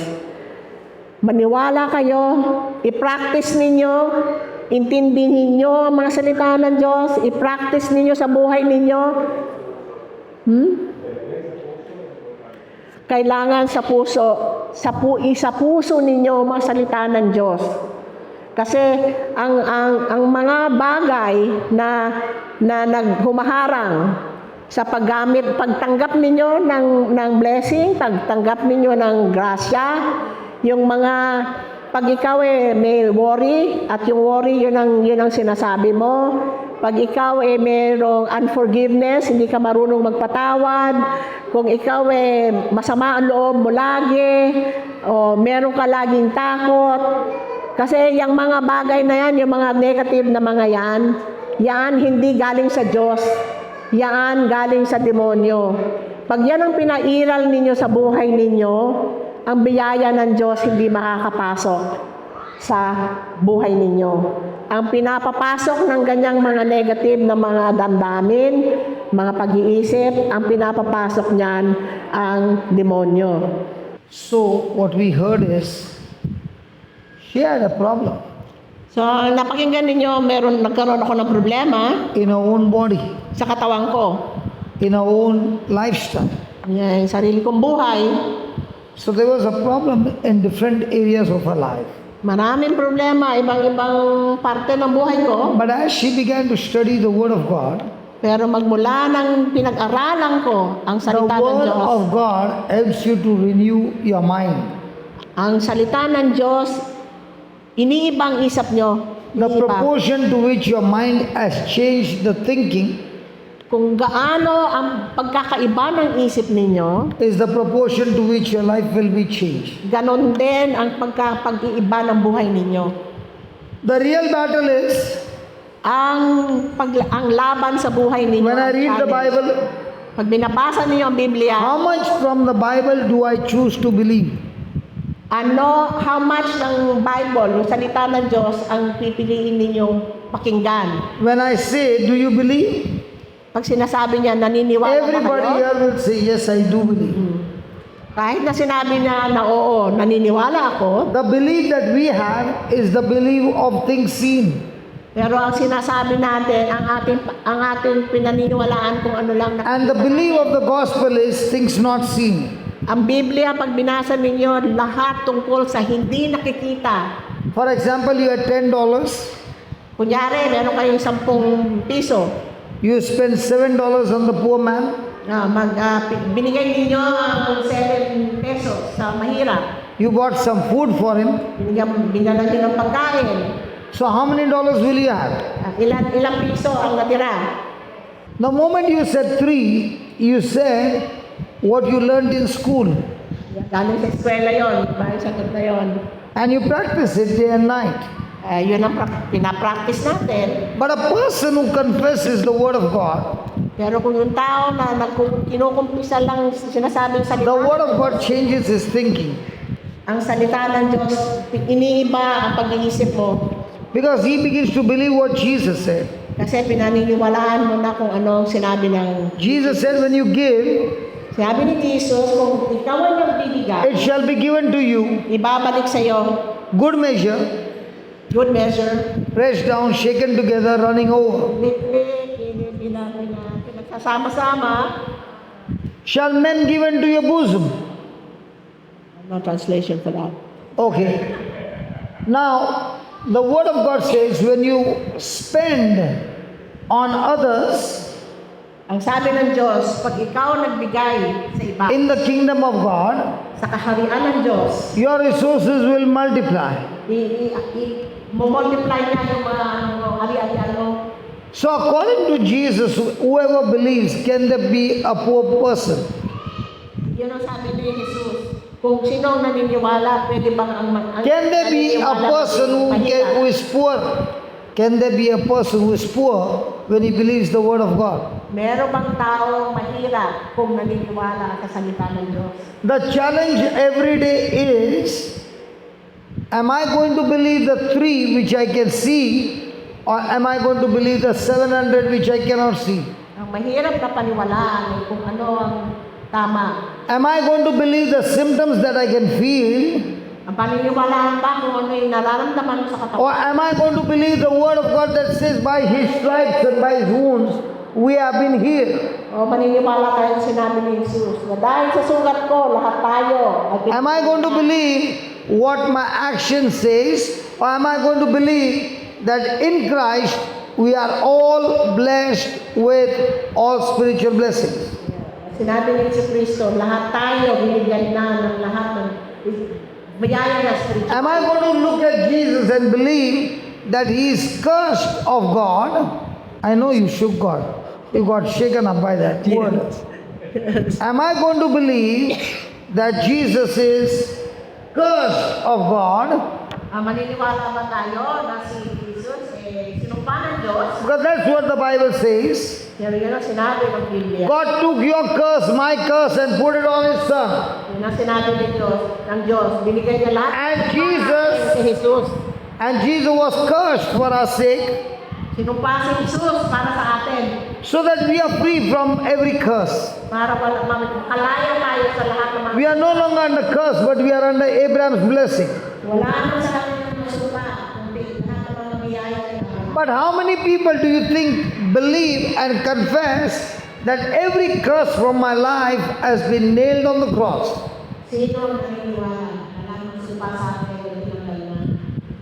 And if any person will repeat these words every day, Kung lahat tayo inuulit ko sa ilan. that Jesus, you are made a curse for my sake, Hindi na ikaw, Jesus, ginawa supa para sa akin. and therefore every curse from my life is destroyed. Lahat ng supa para sa akin. wala na. but I am in God's blessing, Puro ng biyaya ng Diyos ang nasa Abraham's blessing. mga biyaya ni Abraham. If a person starts confessing that every day, Pag yun ang sinasabi namin ng tao, within a month you'll see so many changes happening in your family. makikita to lahat ng pagbabago sa buhay mo. Why does this change take place? Paano nangyayari ito? Jesus said, Sinabi ni Jesus, the kingdom of God works like a seed planted into the ground. kakalat ng Diyos ay parang tinuloy na nilagay sa lupa. My word is a seed, Ang salita ko ay tinig. and when it gets planted in your heart, Pag yun ay tinanim sa puso ko, this seed is empowered to bring in the big harvest. itong tinig na to ay meron kapangyarihan na ibigay ang napakalaking. Ask a question to yourself. I am a Christian. Kanilino sa kanilino, ito ang Kristiyano. Do I plant the word of God as a seed? Tinatanim ko ba sa salita ng Diyos na katulad ng nini? Or do I plant my pain, my sorrow, and other things out of my mouth? O tinatanim ko lahat ng mga sakit ng lungkot, katawan ko, galing sa bibig ko. Whose word do I speak? Kaninong salita ang ginagamit ko? Whose word do I choose to believe? Kaninong salita ang aking paniniwala? Whose word do I act on? Kaninong salita ang nagbibigay ng aksyon? And if my mouth is full of worries and anxieties, Pag puro-puro ng mga pag-alala, ang mga salita ko, my friend, your future is very, very dangerous. ang aking kinabukasan ay hindi maganda. That's why the Bible says, my people are destroyed Ang aking mga tao ay because of lack of knowledge. dahil sa walang salita, dahil walang kulang ng pag-unawa. Because they have no knowledge of the word. Walang hindi alam ang salita. God doesn't say my people are destroyed by the devil. Hindi ka sinasabi ng mga tao ko, mga anak ko ay God is saying my people are destroyed by their own words. sarili nilang salita ang nagpapasama My people are destroyed by their own unbelief. ang kanilang hindi pagpaniwala. My people are destroyed because of their wrong thinking. Ang mali ng pag-iisip. My people are destroyed because of their wrong believing. Mali pananampalataya. Can I ask you a question? Pwede ka namin tanongin. Why do you think I came to Philippines? Bakit sa atin ka sa Pilipinas? I waited for 8 years to come to Philippines. Anong taon ang tayo? It took me 8 years. 8 years. And I would be speaking, God, take me to Philippines. Diyos, dalhin mo ako sa Pilipinas. Because I know what my family suffered when I did not know the word. Dahil ang pagkita ko, malaki ang pinagtulong sa akin. I know how much my wife suffered in the marriage life. Ang asawa ko sobrang mahirap sa kanya. I know what my children suffered when they would see their dad in the clubs and in the gangs. Ang mga anak ko, makita ang maganda sa akin. My life was a total chaos. Ang buhay ko, napakagulo. But when I was brought to church Pero nung dinala ako sa simbahan, and this word of God healed me, tapos yung salita ng Diyos, this word of God became my life. yung salita ng Diyos ang aking naging buhay. This word of God changed my life. Salita ng Diyos ang nagbago ng This word of God pays my bills. itong salita ng Diyos ang This word of God keeps me healthy. malusog ako dahil sa salita ng This word of God brings inheritance from heaven. lahat ng pamana na sa akin. And how true the word of God says. Ang salita ng Diyos. And Matthew 6:33, Matthew 6:33. seek you first the kingdom of God Hanapin niyo muna ang salita ng Diyos and His righteousness, at ang kanyang kapanalan. and everything else will be added unto you. Lahat ng bagay idadagdag sa buhay niyo. Just pause for a moment and ask a question. Tanungin niyo sa sarili niyo. Am I seeking God and His kingdom? Hinahanap ko ba ang Diyos at ang kanyang Am I seeking His word and His principles? ang salita niya, ang mga prinsipyo niya, Am I seeking His righteousness? yung kapalaran niya, Or am I all the time seeking His blessing? o nakakamang ng mga biyaya niya. God is saying that blessing will come to you free of cost Ang pagbiyaya sinabi niyo sa ating lipunan, when you seek His kingdom. pag hinanap niyo ang kanyang kahalaan. Praise God. Praise God. God has given me this opportunity Bigay sa akin ng Diyos ang makakataon na to to come and talk to you the truth. para magbigay sa inyo ang katotohanan ng salita ng Diyos. And I've come and given you the book, Bigay natin kayo ng mga libreta, and I've given you the system, how it works. bigay natin sa inyo ang sistema ng Diyos. Now you have, like a farmer, you have got the seed. Ang sa inyo na ipili, You can take this book and keep it on the altar, pwede nyo kayo sa altar, or you can take this book and use it every day. o gamitin niyo araw-araw. But I guarantee you one thing. Nagpisabi nyo, Sorry. If you start using this word as a seed, pag inumpisahan ninyo gamitin itong salita ng Diyos, nagbibig, and start speaking it, memorizing it, salitain ninyo, ano ninyo sa isip ninyo, memorya ninyo, this seed has the power to produce the harvest.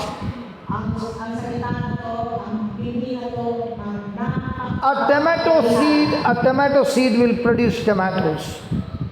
sino na bakit, Because the seed is empowered with the potential to produce its own kind. kasi kung ano ang pinagpilihan, pinagpilihan ng bunga, In the same way, this seed doon din ang katuwa. is empowered to produce the harvest when you open your mouth and speak it every day. Ito rin ang magiging ano ninyo, bini na to, na pag lagi ninyo ginagamit, araw-araw, It will change the future of your life. mag-iiba ang buong buhay ninyo. Praise God. Praise God. Do you have any questions? May tanong pa kayo? May tanong kayo? How are you now, sister? Kumusta ka na? I don't know who you are, but the Lord asked me to call you. Okay? Now you have been listening for the last 2 hours. Dalawang oras ka na nakikinig. I want you to please talk to me. Please. Kausapin mo. How are you feeling now? I'm Tagalogin mo. ay okay naman po ako. Okay. She's okay.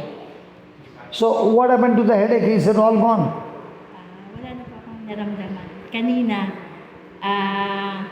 masakit po talaga ulo ko. Tapos, okay. Yeah, she said she had a really bad headache and now it's gone. So if you use this book every day as a medicine, okay, Gamitin mong gamot. I will hear from you in the future.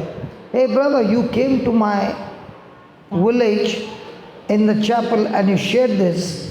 I began to use this medicine day and night and the tumor is gone and I'm blessed and I'm healthy. Pagbalik niya, kasabihin mo sa kanya kung gaano ka naging magaling. You know, if when you use this and your health is restored, even if I have to see 1% change, I will be the happiest person. Kahit na isang tao lang na magbago, napakasaya na niya. So please use this medicine. Gamitin mo yan ang gamot, mas magaling niya kay Cesar. This sister has come from America. Nagaling sa Amerika. Because her life changed, Dahil nagbago ang buhay niyo. when I met her there, I asked her, you are from Philippines? And she said, yes.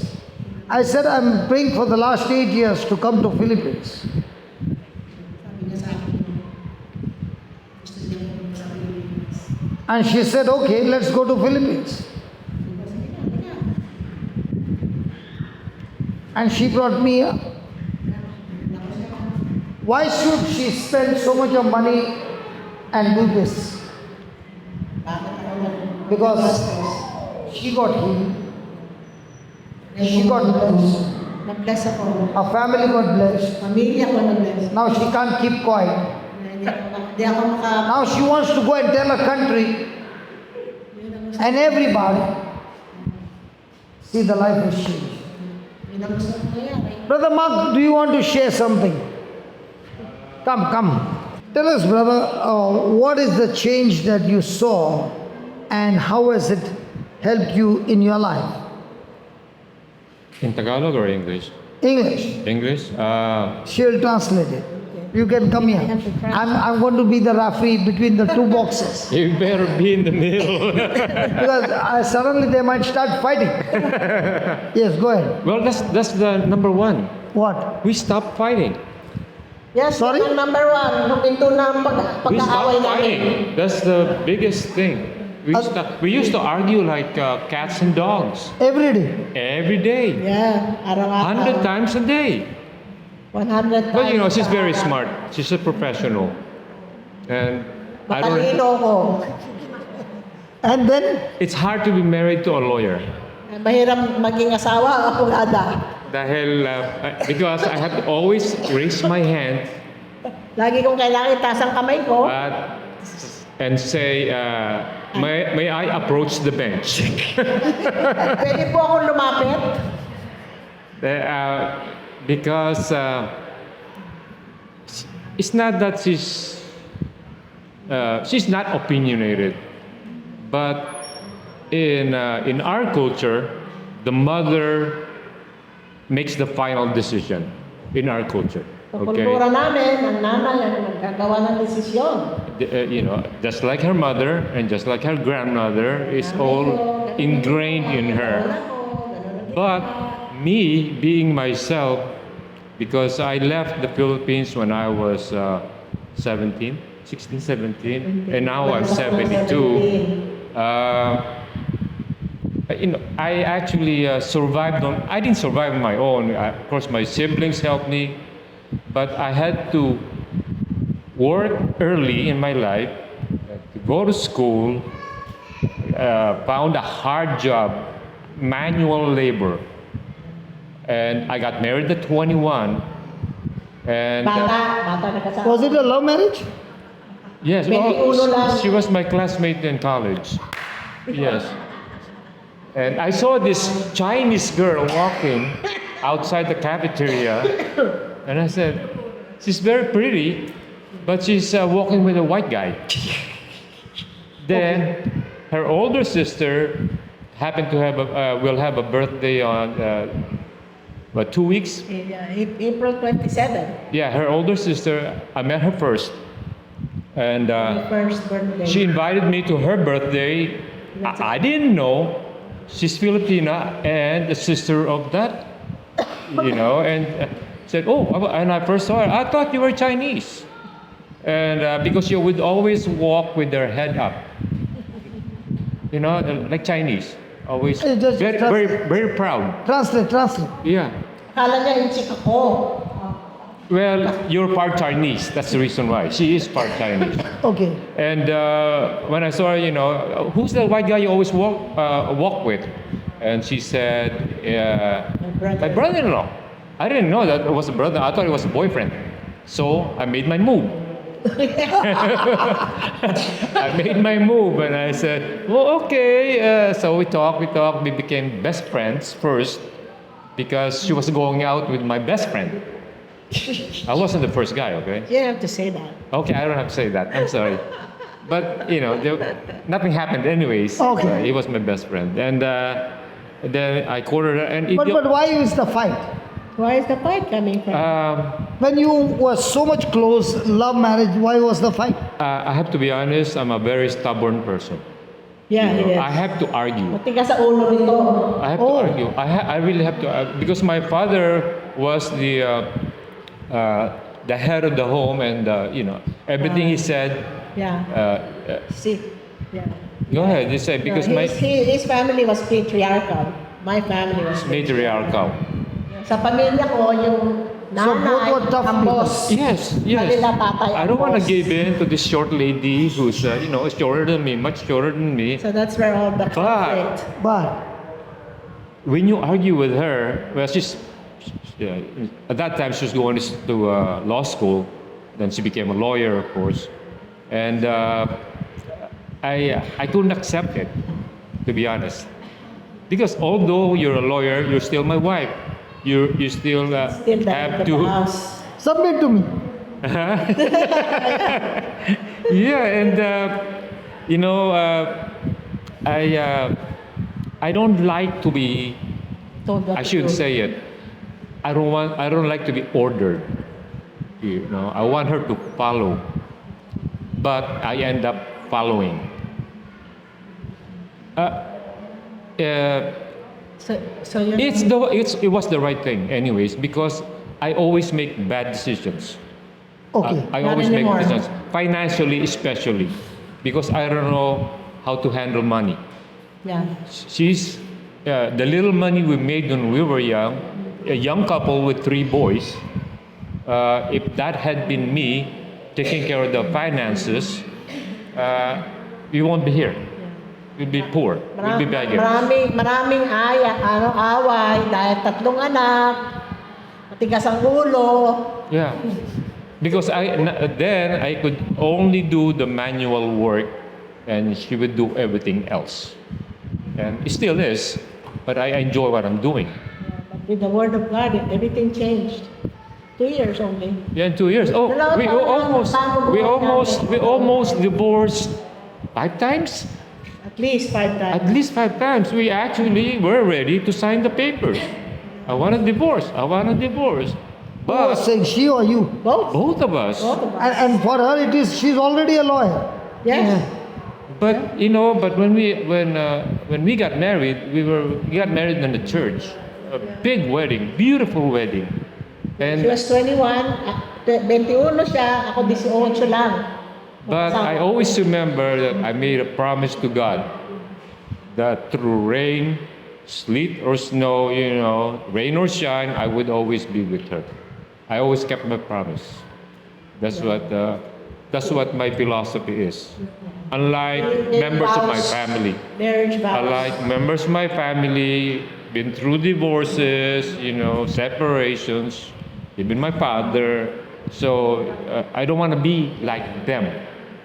I have cousins, Jenny will attest, married 5 times, children from different women. And that's what our family is well known for in Cavite. You know, Cavite. so many mistresses. I don't like that because it destroys families. So I kept my word, I kept my promise, but regardless, you know, I still, my stubbornness, I said, let's argue. I like arguing. And I especially don't like it when we argue, lay down, go to bed.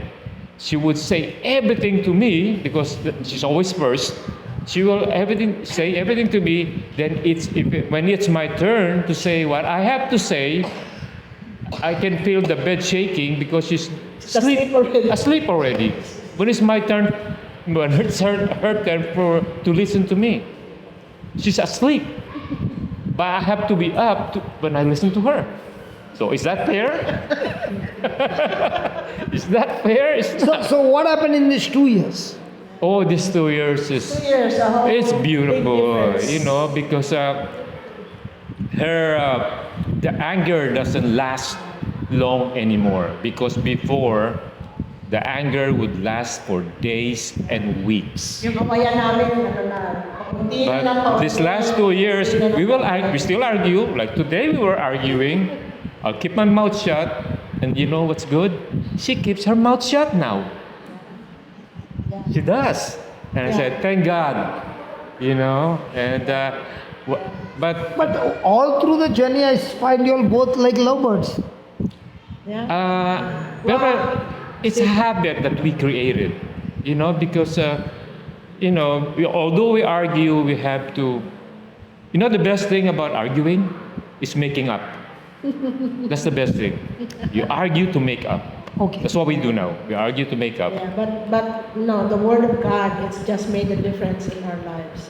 It's Yes. just with our children, mga anak namin, nakita ang diferensya ng relasyon namin. Yeah, even our children can see it. You know. Because when we start arguing, we don't argue in front of them actually, but they can tell.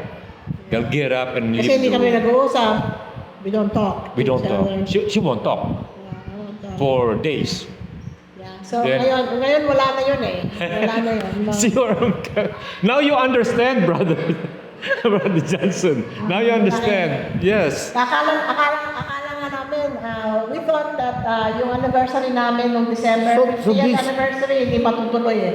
So Yeah. these 2 years have been the best years of your marriage. Best years of our marriage, It is? and because she fell in love with somebody else, Yeah. With Jesus. with Jesus. So he doesn't allow her to fight with you. That's right. That's right. Thank Jesus. And you, because I see your face more than I see her face. No, because she's always on YouTube. I'll be laying down. I'll wake up at 2 in the morning. What do I see? Brother Johnson's face on Facebook. Yes, thank you very much. Thank you. I really appreciate it. Yes. No, And- when pag sinabi ko na mga ang video ni Brother Johnson, isang video niya, mga 1 hour, 2 hours, 3 hours, 4 hours, meron nga siya na 11 hours. So pag pakinggan mo ang video niya, you can do it all day long. yeah. Ang JCILM has how many videos? How many videos? 12,000 videos. Yeah. JCILM has 12,000 videos. Only on one I- channel. Only on one channel. There are plenty of channels. Yeah. Yeah. Oh, pero yeah? Yeah. pag Oh, nakikinig kayo, I only have YouTube. mas lalo ninyong maiintindihan ang salita ng Diyos at ang sistema ng kaharian ng Diyos. May sistema talaga. Pag natutuhan ninyo yon, ako, it took me 2 years, 2 taon, bago ko naintindihan. And even that, talagang kailangan pa rin every day pakikinggan ko. Kasi pag nag-holiday ka, may at least mga isang araw na hindi ako nag-aral ng Word of God. Hindi ko in-speak ng Word of God. Ang buhay ko hindi tama. Hindi tama. Yeah. Kaya I have to add this also. These 2 years, because I grew up in a Catholic school. Okay, I went to Catholic high school, and in Catholic high school, they will just teach you to repeat what the priest says or what the teacher says. But first time in my life, I actually read this and understand it better. You know, I can understand it better than the priest and all the. Yeah. I have a good friend who was a priest, but we never read the Bible together or the teachings together. But now it's very clear, and sometimes I would get on YouTube. I listen to you. actually listen to you. I listen to you. I listen to Jocelyn. And I listen to Alston. And I mean, my eyes are clearer now, and my mind is clearer, my heart is clearer. Hindi sapat na sinasabi yung salita ng Diyos. Kailangan maintindihan mo ang salita ng Diyos. Kasi pag naintindihan mo ang salita ng Diyos, I got rid of all the saka drugs. mo Sorry? I got sa rid of all buhay the mo eh. drugs. Magagamit All my sa buhay mo. prescription drugs, because I had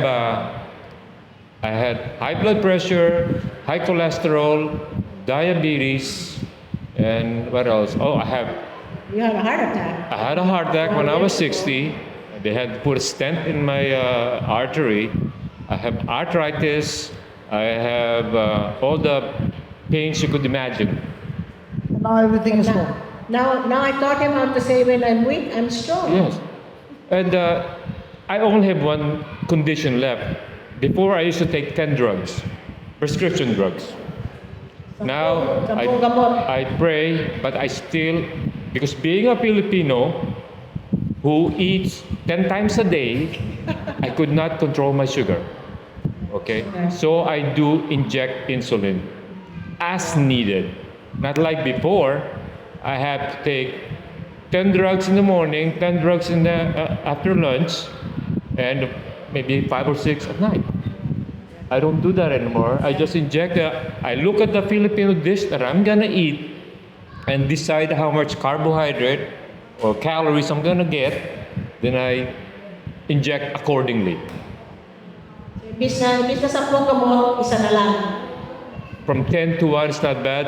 By the end of this year, it'll be no insulin. No, it's Yes. No more insulin. I just don't want to shock my body by completely slowly doing it. But believe me, I started with 20 units each shot. Now I'm down to 10, 8, or 6, depending on how much pandesal I eat. Okay? Yes. praise God. Praise God. Thank you. Thank you very much. Thank you, Brother John. Hallelujah. Yeah. So thank you, Heavenly Father, for this day. Salamat Diyos sa pagtutong araw na to. Thank you for the teaching of the truth. Salamat sa pagtuturo ninyong katotohanan. And as your people have come and received the seeds, At ang mga tao na pumunta rito ay matanggap ang pinili. I pray, Lord, that each and every person will use these seeds Pinagdadasal namin na lahat ng tao na to ay magkamigil. and allow the seed to grow in their life. At payagang mag-grow sa salita na ito sa amin. First of all, bringing a complete change in their lifestyle, At makakuha ng kompletong kaibahan sa buhay. and they shall live a victorious life At ang buhay nila lalong matagumpay. by the power of your word and by the power of your spirit. Kapag kapangyarihan ng Diyos at ng Espiritu. In Jesus' name we pray. Sa pangalan ng Jesucristo. Amen. Amen. Thank you very much.